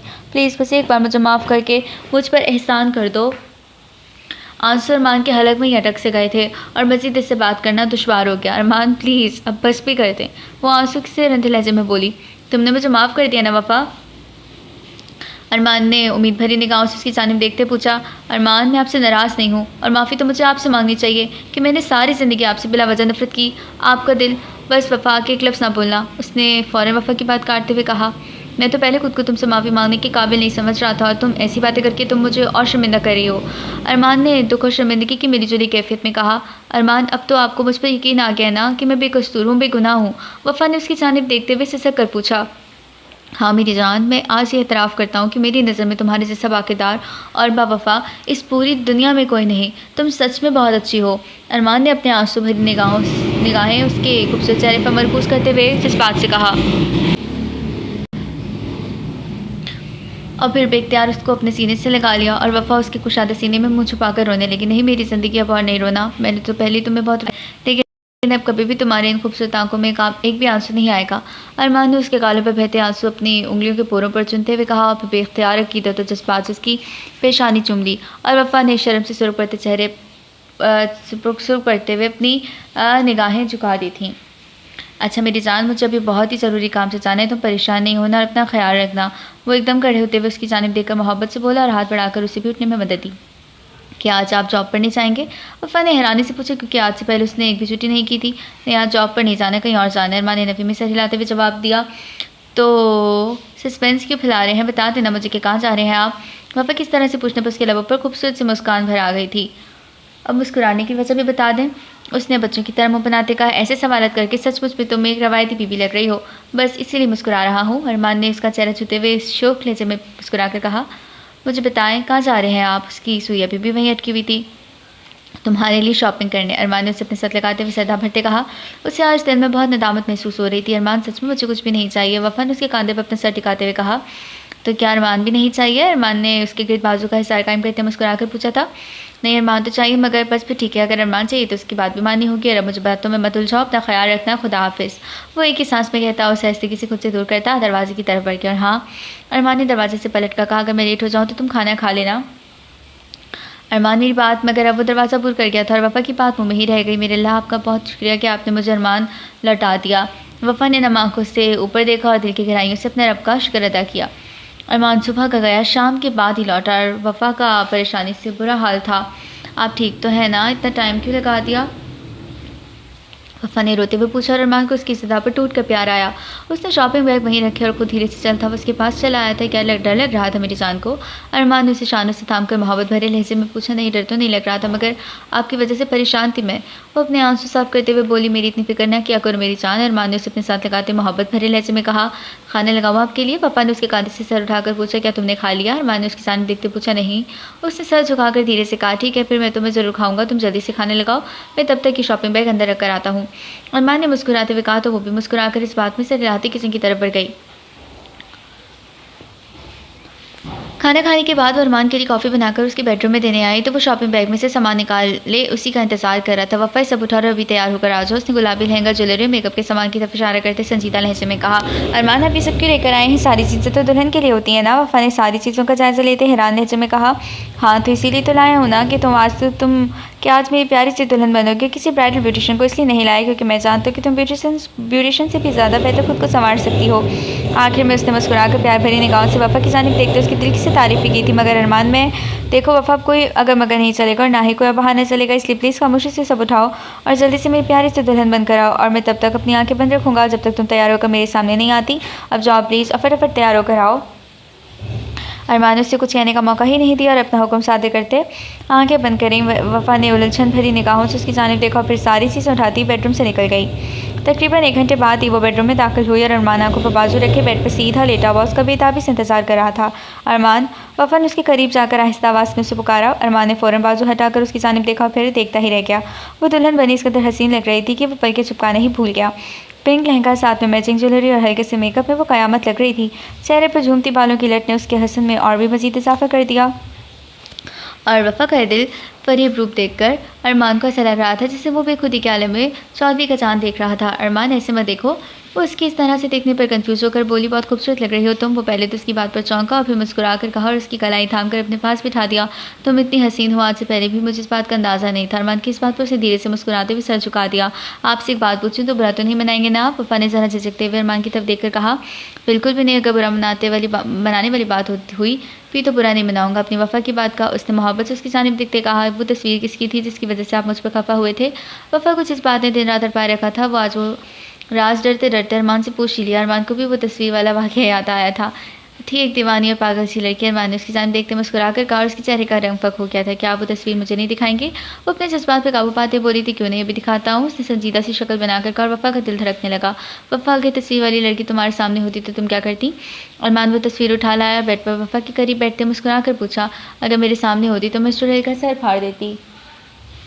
वफ़ा ने रोते मुट्ठियाँ भींच कर कहा, क्योंकि अब उसका जब जवाब दे गया। अरे गज़ब ना करना। अरमान ने कहकर लगाते कहा और तस्वीर उसकी आंखों के सामने लहराई। वो तस्वीर देखकर वफ़ा का मुंह खुला का खुला रह गया था।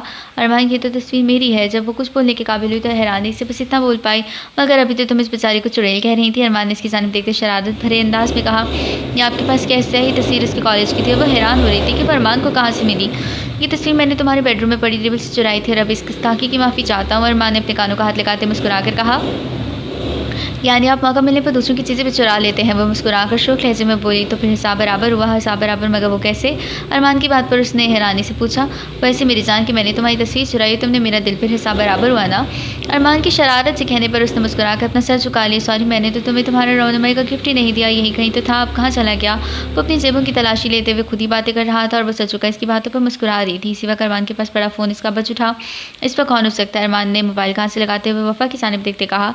हेलो अरमान, मैं नुमान बात कर रहा हूँ। आज मुझे वफ़ा ने घर पर मिलने के लिए बुलाया था और मैं बस घटिया इंसान आके एक लफ्ज़ मत कहना वरना मैं तुम्हारी जान ले लूँगा।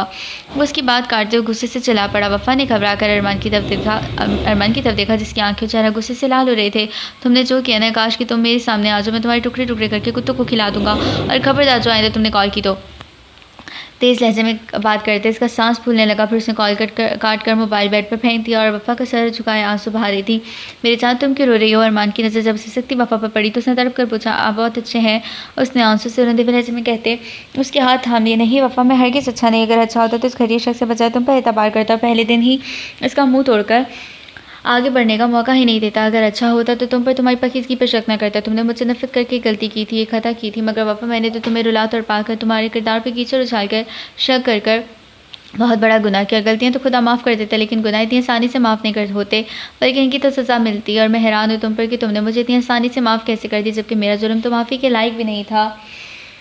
अरमान ने आंसू से भीगी हुई आवाज़ में कहते अपना सर धीरे से वफ़ा की गोद में रख दिया। अरमान जिनसे मोहब्बत की जाती है ना, उनकी खताएं तो क्या, अपना खून भी माफ़ किया जाता है। वो उसके बालों में उंगलियां चलाते बहुत मोहब्बत से बोली। तो आप ऐसा ना सोचें कि आपको खुदा माफ़ नहीं करेगा, बल्कि मुझे पूरा यकीन है कि उसने मुझसे भी ज़्यादा पहले आपको माफ़ कर दिया होगा, क्योंकि वो 70 माओं से भी ज़्यादा प्यार करता है। अपनी मखलूक़ात से भी भला वो हमारी खताएं और हमारी गुनाह कैसे माफ़ नहीं करेगा? वफ़ा बहुत ही नरम लहजे में उसे समझा रही थी। वफ़ा के तो मुझसे मोहब्बत करती हो? अचानक अरमान ने उसकी जानिब देखते पूछा। अगर मैं ये सवाल आपसे पूछूँ तो? वफ़ा ने संजीदा लहजे में कहा। तो मेरी मोहब्बत का सबूत ही तस्वीर है। अरमान ने तस्वीर उसके सामने करते मुस्कुरा कर कहा, और मेरी मोहब्बत का सबूत आपको माफ़ करना। वो खूबसूरत से मुस्कान अपने लबों पर सजाकर बोली, बहुत शुक्रिया मेरी ज़िंदगी इस मोहब्बत के लिए और मुझे माफ़ करने के लिए। वो प्यार से उसका चेहरा छूते हुए बोला।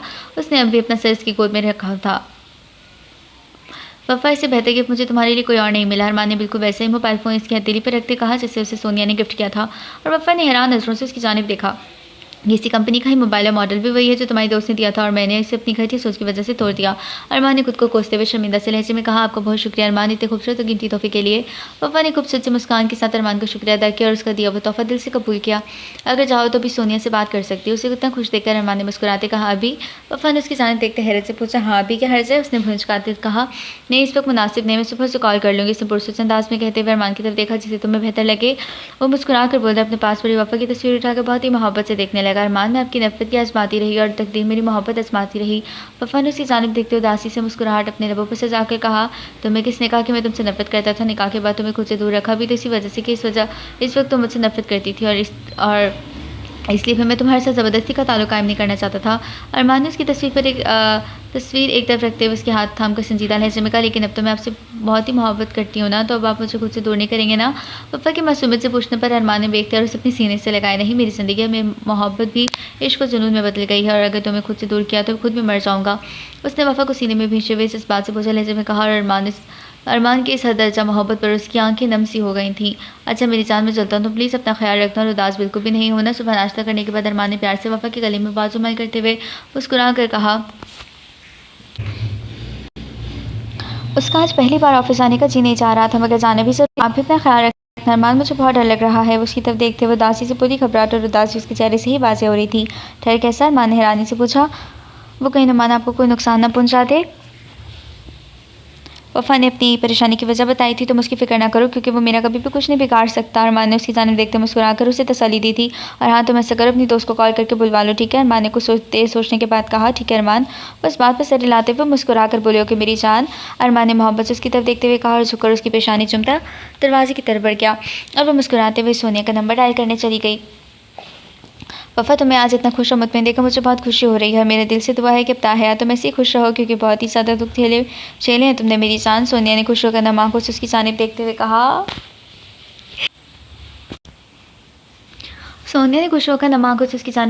और उसे अपने गले से लगा लिया। वफ़ा ने जब उसे कॉल करके अपने घर बुलाया तो वो बहुत ही ज़्यादा खुश हुई थी और भागी भागी चली आई। सोनी, मैंने तुम्हें खुद से मिलने से मना किया था, प्लीज़ मुझे माफ़ कर दो। क्या करती मैं यार, इस वक्त मजबूर भी इतनी ज़्यादा थी कि मुझे ऐसा करना पड़ा, वरना तुम जानती हो कि तुम मुझे अपनी जान से भी ज़्यादा प्यारी और अजीज़ हो।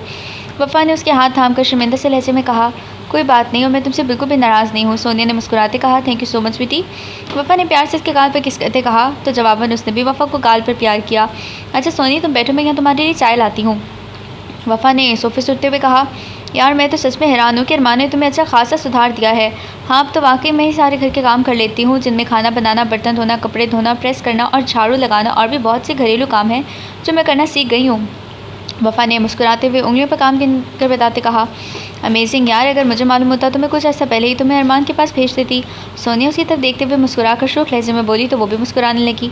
कुछ लड़कियाँ और भी हैं हमारे कॉलेज में जिन्हें कोई काम करने नहीं आता, कहो तो उन्हें भी भेज दो अरमान के पास, ताकि वो भी उन्हें भी तुम्हारी तरह सुधार दे। क्या ख्याल है? सोनिया ने वफ़ा की तरफ देखते हुए शरारत से कहा, मेरा तो ख्याल है कि मैं तुम्हारा सर फाड़ दूँ। वफ़ा ने हंसते जवाब दिया, क्यों, मेरा सर फाड़ने की वजह से वो सुधर जाएंगी? सोनिया अभी पास नहीं आई थी। यार क्या बकवास करती हो तुम भी। वफ़ा को उसकी बातों पर हंसी आ रही थी और वो मुस्कुराकर तासुब से सर हिलाते हुए किचन की तरफ बढ़ गई। सोनिया भी उठकर वफ़ा के पीछे ही चली आई थी। वैसे सोनी है, तुम्हारे वालिदैन तुम्हारे हाथ कब पीले कर रहे हैं? वफ़ा ने चूल्हे पर चाय का पानी चढ़ाते हुए सोनिया से पूछा। यार वो तो जल्दी मेरे हाथ पीले करना चाहते हैं, मगर अभी मेरा कोई इरादा नहीं है खामखा में हाथ नीले पीले करने। फ्रीज़र का ताला खोलकर सेब उठाते हुए मुंह बनाकर कहा, यार कब तक अपने माँ बाप के सर पर बोझ बनी रहोगी? शादी करो, अपना घर बसाओ और बच्चे पैदा करो। सोनिया ने उसकी बात काट कर आगे से चलकर लकमा दिया, बेशर्म कहेंगी, पहले पूरी बात तो सुन लिया करो। वफ़ा उसकी तरफ देखकर हंसते हुए बोली, मुझे नहीं सुनी तुम्हारी पूरी बात।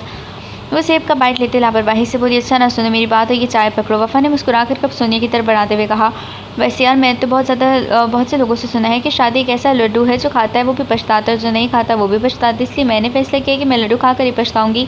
सोनिया ने चाय का कप लेते हुए हंसते कहा, वैसे तुम ये लड्डू खाकर पछताती तो बेहतर ज़्यादा होता। वफ़ा ने चाय का सिप लेते हुए कहा, वो क्यों भला? सोनिया ने हैरत से आंखें मटका कर पूछा, तुम शादी करोगी तो तुम्हें पता चलेगा ना कि लोग दुरुस्त कहते हैं गलत, और ऐसे भी तो हो सकता है ना लोगों की बात गलत साबित हो जाए, तुम्हारा मैरिड लाइफ मुतमईन और पुरसुकून तरीके से गुजरने लग जाए।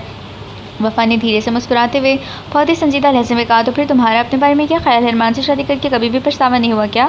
उसने गौर से वफ़ा की चेहरे की तरफ देखते हुए पूछा, सोनी तुम जानती हो ना कि हमारी शादी किन हालात में हुई थी, मगर यकीन करो मैं फिर भी आज तक पछताई नहीं। मैं नहीं पछताई कि मेरी अरमान से शादी ना हुई होती।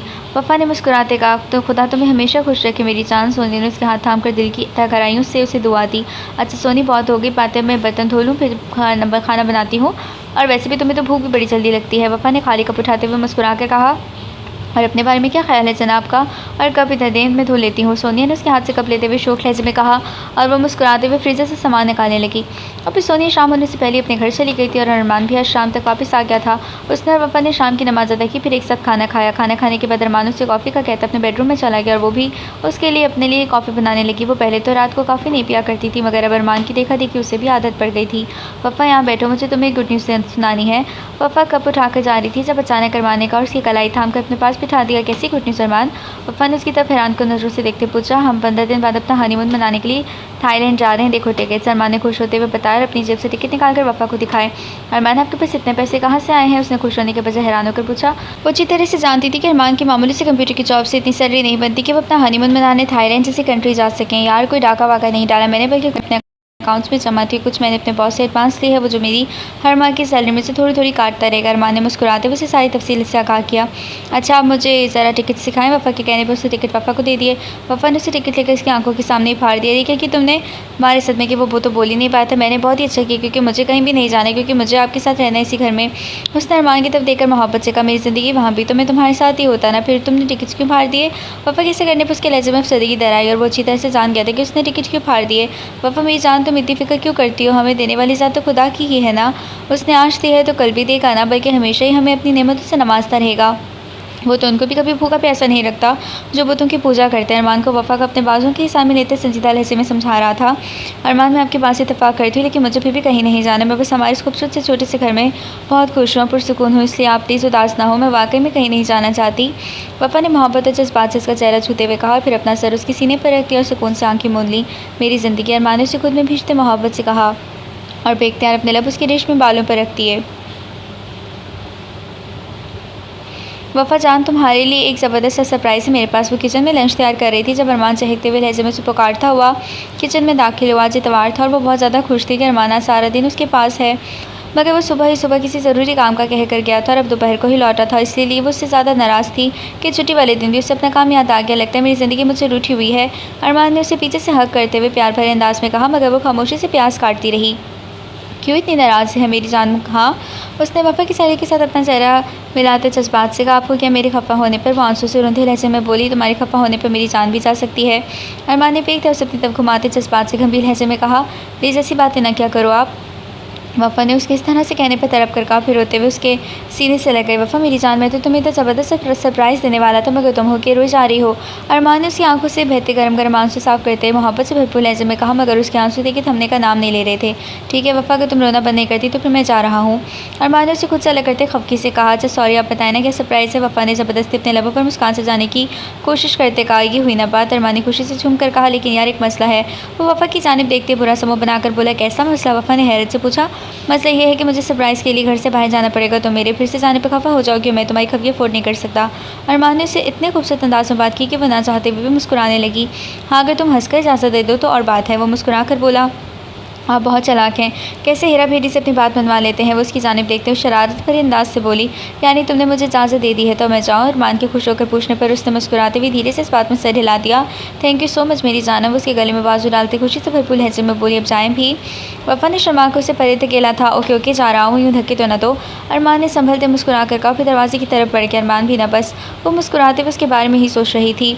वफ़ा कहाँ भी हो, तुम्हारा सरप्राइज़ आ गया है। अरमान ने बेडरूम में दाखिल होते उसे ऊंची आवाज़ में पुकारा। वो दुपट्टा बेड पर रख के रूम की सफाई में मसरूफ़ थी और अरमान की आवाज़ पर पलट के पीछे देखा। कहाँ है सरप्राइज़? मुझे तो कहीं नज़र नहीं आ रहा, आपने ऐसी शोर मचा रखा है।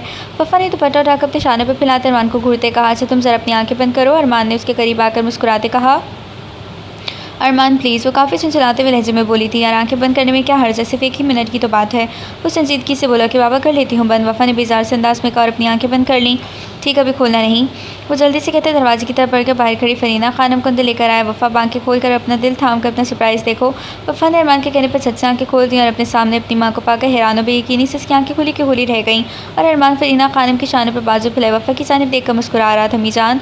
वफ़ा बेकरारी से भागती अपनी माँ के गले से लग गई थी। मेरी बच्ची, मेरी जान, वो आंसू से रंधे लहजे में कहते जज्बात से उसकी पेशानी चूमने लगी। मीजान, अब ठीक तो है ना? वफ़ा ने उसके हाथ थाम कर चूमते बेकरारी से पूछा था। वफ़ा, मेरी बच्ची, तुम्हारी जुदाई ने मुझे मार दिया, मगर अब तुम्हें देखकर चंगी भली हो गई हूँ। मैं उससे शफ़क़त भरे लहजे में कहा और उसे अपने सीने से लगा लिया और अपनी माँ की शफ़ी का गोश्त में आते ही अपने सारे गम भूल गईं। अम्मी बाबा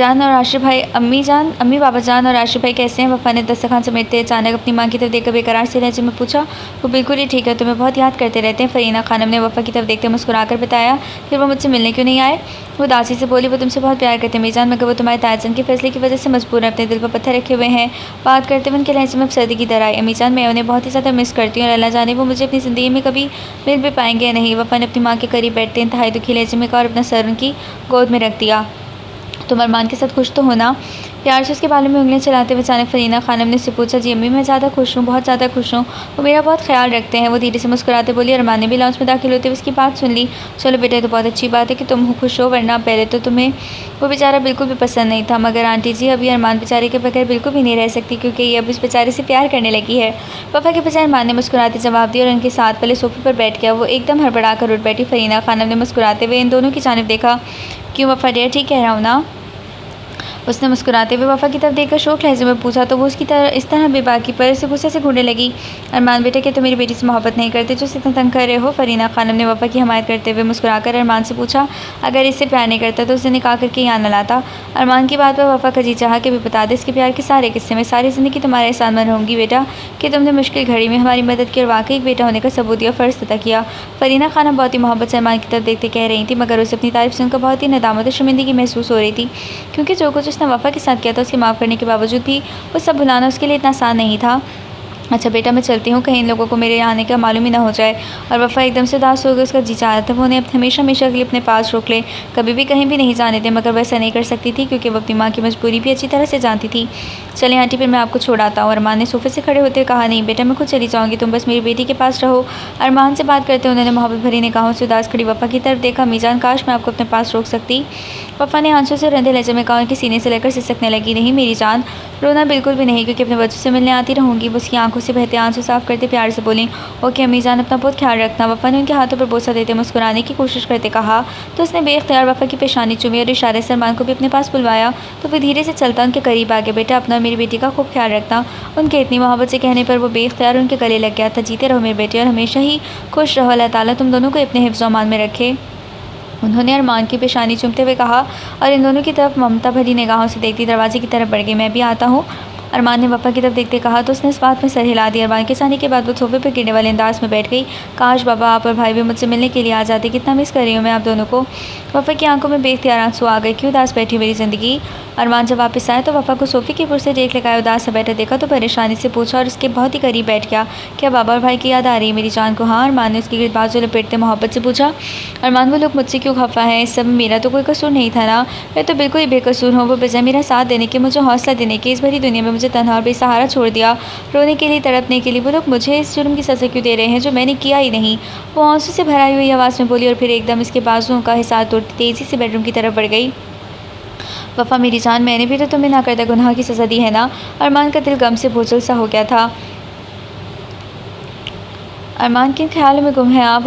वो वफ़ा बेड पर उसके करीब बैठते बोली। वो हासिल सोचों में उलझा हुआ था और बहुत ही उदास सा था। रात को खाना भी सही नहीं खाया था, बस थोड़ा सा वफ़ा के ही नाराज़ होने पर खा लिया था और तब से अब तक बेडरूम में ही उदास सा बैठा था। अरमान, क्या हो गया है? वफ़ा ने उसका कंधा हिलाते परेशानी से पूछा। हाँ, कुछ कहा तुमने? वो एकदम चौंकते बोली। अरमान, क्या बात है, क्यों इतने परेशान हो? अगर मुझसे कोई गलती हो गई है तो प्लीज़ माफ़ कर दो, मगर ऐसे उदास ना रहो प्लीज़। वफ़ा उसके हाथ थाम कर बेकरार से लहजे में बोली। नहीं अरमान की जान, मैं भले तुमसे नाराज़ हो सकता हूँ, पागल कहेंगी। अरमान ने प्यार से उसके सर पर चपत लगाते कहा। तो फिर इतने दास और खोए खोए से क्यों हैं आप? उसने मोहब्बत से उसके चेहरे की जानिब देखते फिक्रमंद लहजे में पूछा। ऐसा कुछ भी नहीं है मेरी जान, तुम तो बस ज़रा सी बात पर परेशान हो जाती है और अगर कोई परेशानी होती तो तुमसे ज़रूर शेयर करता है, क्योंकि मेरा तुम्हारे अलावा है ही कौन जिससे मैं अपने दुख शेयर करूँगा। चले मैं अब तुम्हें मुस्कुरा कर दिखाता हूँ, फिर शायद तुम्हें तसल्ली हो जाए।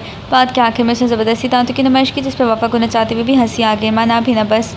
वो उसकी जानिब देखकर हंसते हुए बोली, मेरी जान तुम यूं ही हंसती रहा करो, सच में बहुत प्यारी लगती हो। वो उसकी खूबसूरत सी मुस्कुराहट में खोकर बोला, अगर आप मुझे हंसता हुआ देखना चाहते हैं तो फिर कभी भी उदास ना हुआ करें। वफ़ा ने प्यार भरी निगाहों से उसकी जानिब देखते कहा, आई लव यू मेरी ज़िंदगी, ऐसी खुश रहो। अरमान ने जज्बात से पूछा लहजे में कहा और बेख्तियार उसे अपने हिसार में ले लिया और जिस चेहरे पर गुस्से की हालत में थप्पड़ मारे थे वो धोखा था जिसे पागलों की तरह चूम रहा था और वफ़ा को ऐसे महसूस हो रहा था जिससे इसके ज़ख्मों पर कोई मरहम रख रहा हो। वो धीरे धीरे से सारी तकलीफ़ें सारे दर्द भूलने लगी थी। सुबह नाश्ते के बाद अरमान ऑफिस चला गया और वो अपने मामू के कामों में मसरूफ़ हो गए। उनके घर की बैक साइड पर बहुत ही खूबसूरत सा गार्डन था जिसमें हर तरह के फूल लहला रहे थे और इन फूलों के पौधों के बीच बहुत ही बड़ा आम का पेड़ था जिस पर हर वक्त चरिंद परिंद चहकते शोर मचाते ज़िंदगी का पता देते थे। और वो सारे काम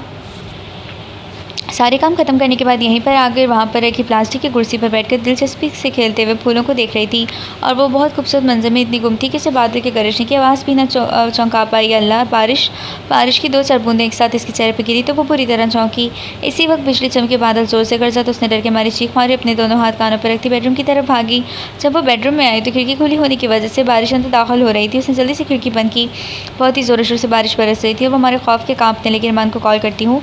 वो जल्दी से मोबाइल फ़ोन उठाकर इसका नंबर मिलाने लगी मगर फिर रुक गई कि इतनी तेज़ बारिश में वो कैसे आएंगी, बिला वजह उन्हें परेशान करने का क्या फ़ायदा। उसने मोबाइल बेड पर फेंक दिया और परेशानी से टहलते हुए अपने बालों में उंगलियां चलाने लगी। अल्लाह, क्या करूँ, कहाँ जाऊँ।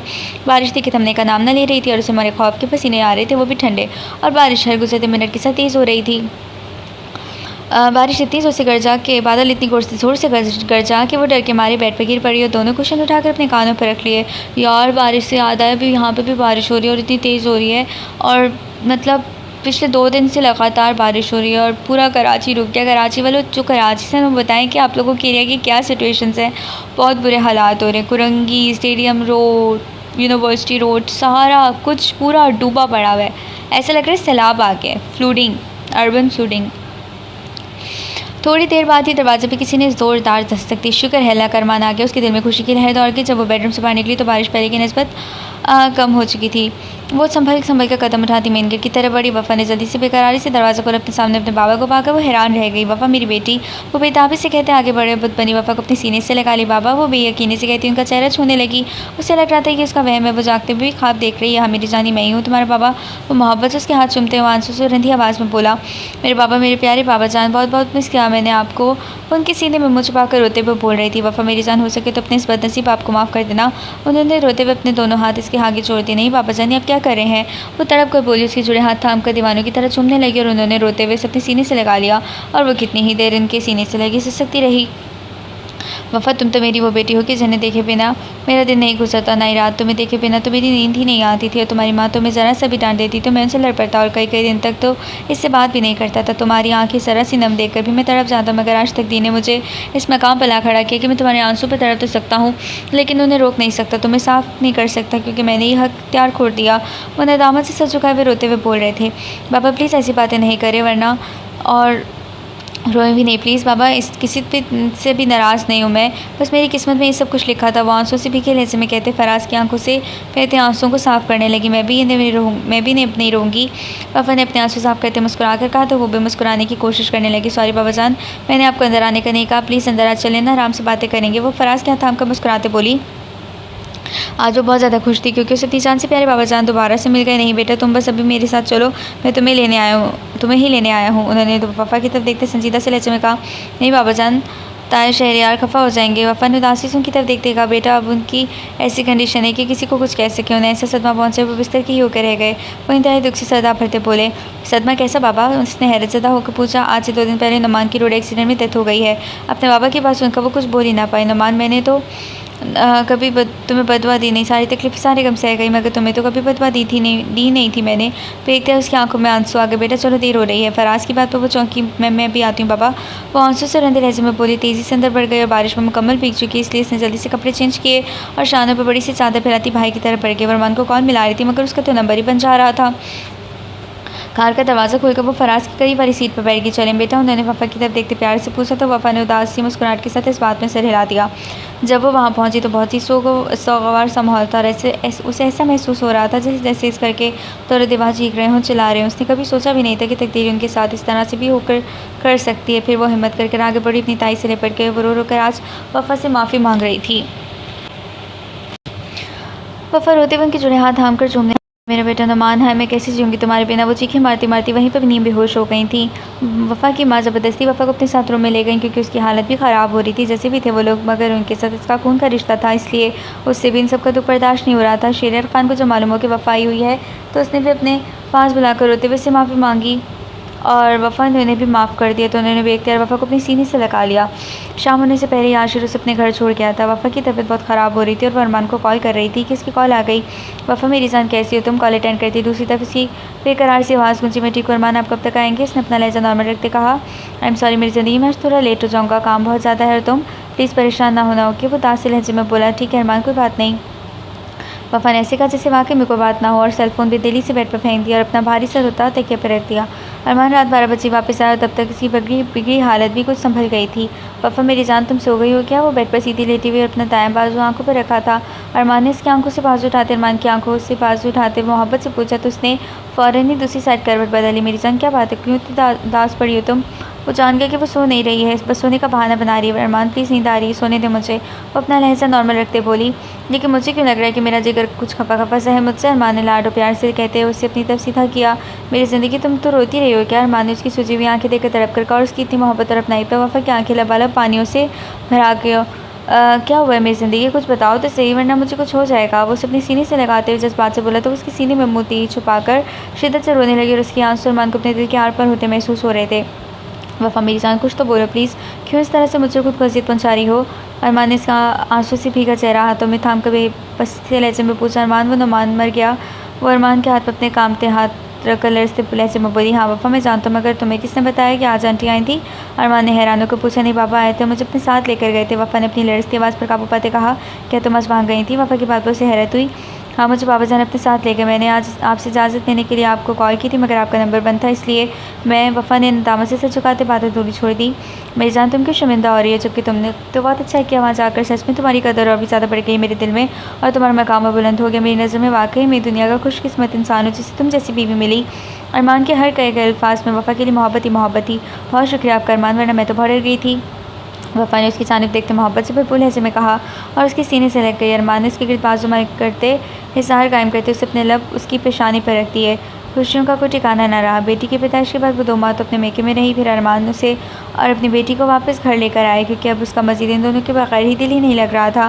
फरहाद और शीरा के भेजा इसरार पर अरमान ने दोबारा उससे अपनी कंपनी ज्वाइन कर ली। वैसे अरमान, आप मुझे एक बात बताएं कि आपने हमारी बेटी का नाम हया क्यों रखा? घर वापस आने के बाद वफ़ा ने अरमान से सबसे पहले सवाल यही पूछा। वो इसलिए अरमान की जान कि अरमान की बीवी का नाम वफ़ा है, तो उसने अरमान की नफ़रत और बुरे सलूक के बावजूद भी उससे मोहब्बत की भरपूर भरोसा टूटने के बावजूद भी उससे वफ़ा निभाई। तो बस इसलिए मैंने हमारी बेटी का नाम हया रखा कि हमेशा अपने माँ बाप की इज़्ज़त का ख्याल रखेगी और हमेशा शर्म हया की चादर अपनी छुपी रहेगी, कभी ज़िंदगी में हमारे सर नदामत से झुकने नहीं देगी इंशाल्लाह। अरमान ने आंखें में जज्बात से वफ़ा की गोद में लेटी हया की पेशानी चुमते फ़ख्र अरमान से कहा, वैसे तुम क्यों पूछ रही थी, क्या नाम तुम्हें नाम पसंद नहीं आया? अचानक अरमान ने सोचों में गुम बैठी वफ़ा से पूछा। नहीं अरमान, ऐसी कोई बात नहीं, मैं तो बस ऐसी पूछ रही थी। पर अरमान की बात पर चौंकते बोली, वफ़ा तुम हमारी बेटी को बिल्कुल अपने जैसा ही बनाना। अरमान ने मोहब्बत भरी निगाहों से उसकी जानिब देखते संजीदा लहजे में कहा, अरमान प्लीज़, मैं इतनी भी अच्छी नहीं हूँ। वफ़ा ने शर्मिंदा से लहजे में कहा, मेरी जान तुम्हें खुद अंदाज़ा ही नहीं कि तुम कितनी अच्छी हो, कितनी बावफ़ा हो, बिल्कुल अपने नाम की तरह। अरमान ने मोहब्बत से उसे अपने साथ लगाते मुस्कुरा कर कहा, अरमान मुझे ज़िंदगी में कभी भी अकेला नहीं छोड़ना, आप मेरे साथ होंगे तो मैं दुनिया का हर दुख हर दर्द बर्दाश्त कर लूँगी, मगर आपकी जुदाई नहीं सह पाऊँगी। वफ़ा ने उसके कंधे पर अपना सर रखते किसी अनजाने खौफ के तहत कहा, वफ़ा तुम मेरी ज़िंदगी हो और तुम्हें देख कर ही मेरी सांसें चलती हैं, इसलिए ऐसा कभी तसव्वुर भी नहीं करना कि मैं तुम्हें अपनी ज़िंदगी में कभी छोड़ूंगा। अरमान ने उसके चेहरे और गर्दन पर अपनी मोहब्बत के निशाना जब करते जज्बात से गंभीर लहजे में कहा और अरमान की इतनी जनूनी और वाले ने मोहब्बत पर उसका दिल खुशी से मसरूर हो रहा था। ख़त्म शुद। सो डियर लिसनर्स, यहाँ पर नावल इख्तिताम को पहुँचता है। कैसा लगा कमेंट्स में ज़रूर बताइएगा। अपने अपने शहरों के बारिश के हालात भी कमेंट्स में ज़रूर बताएं।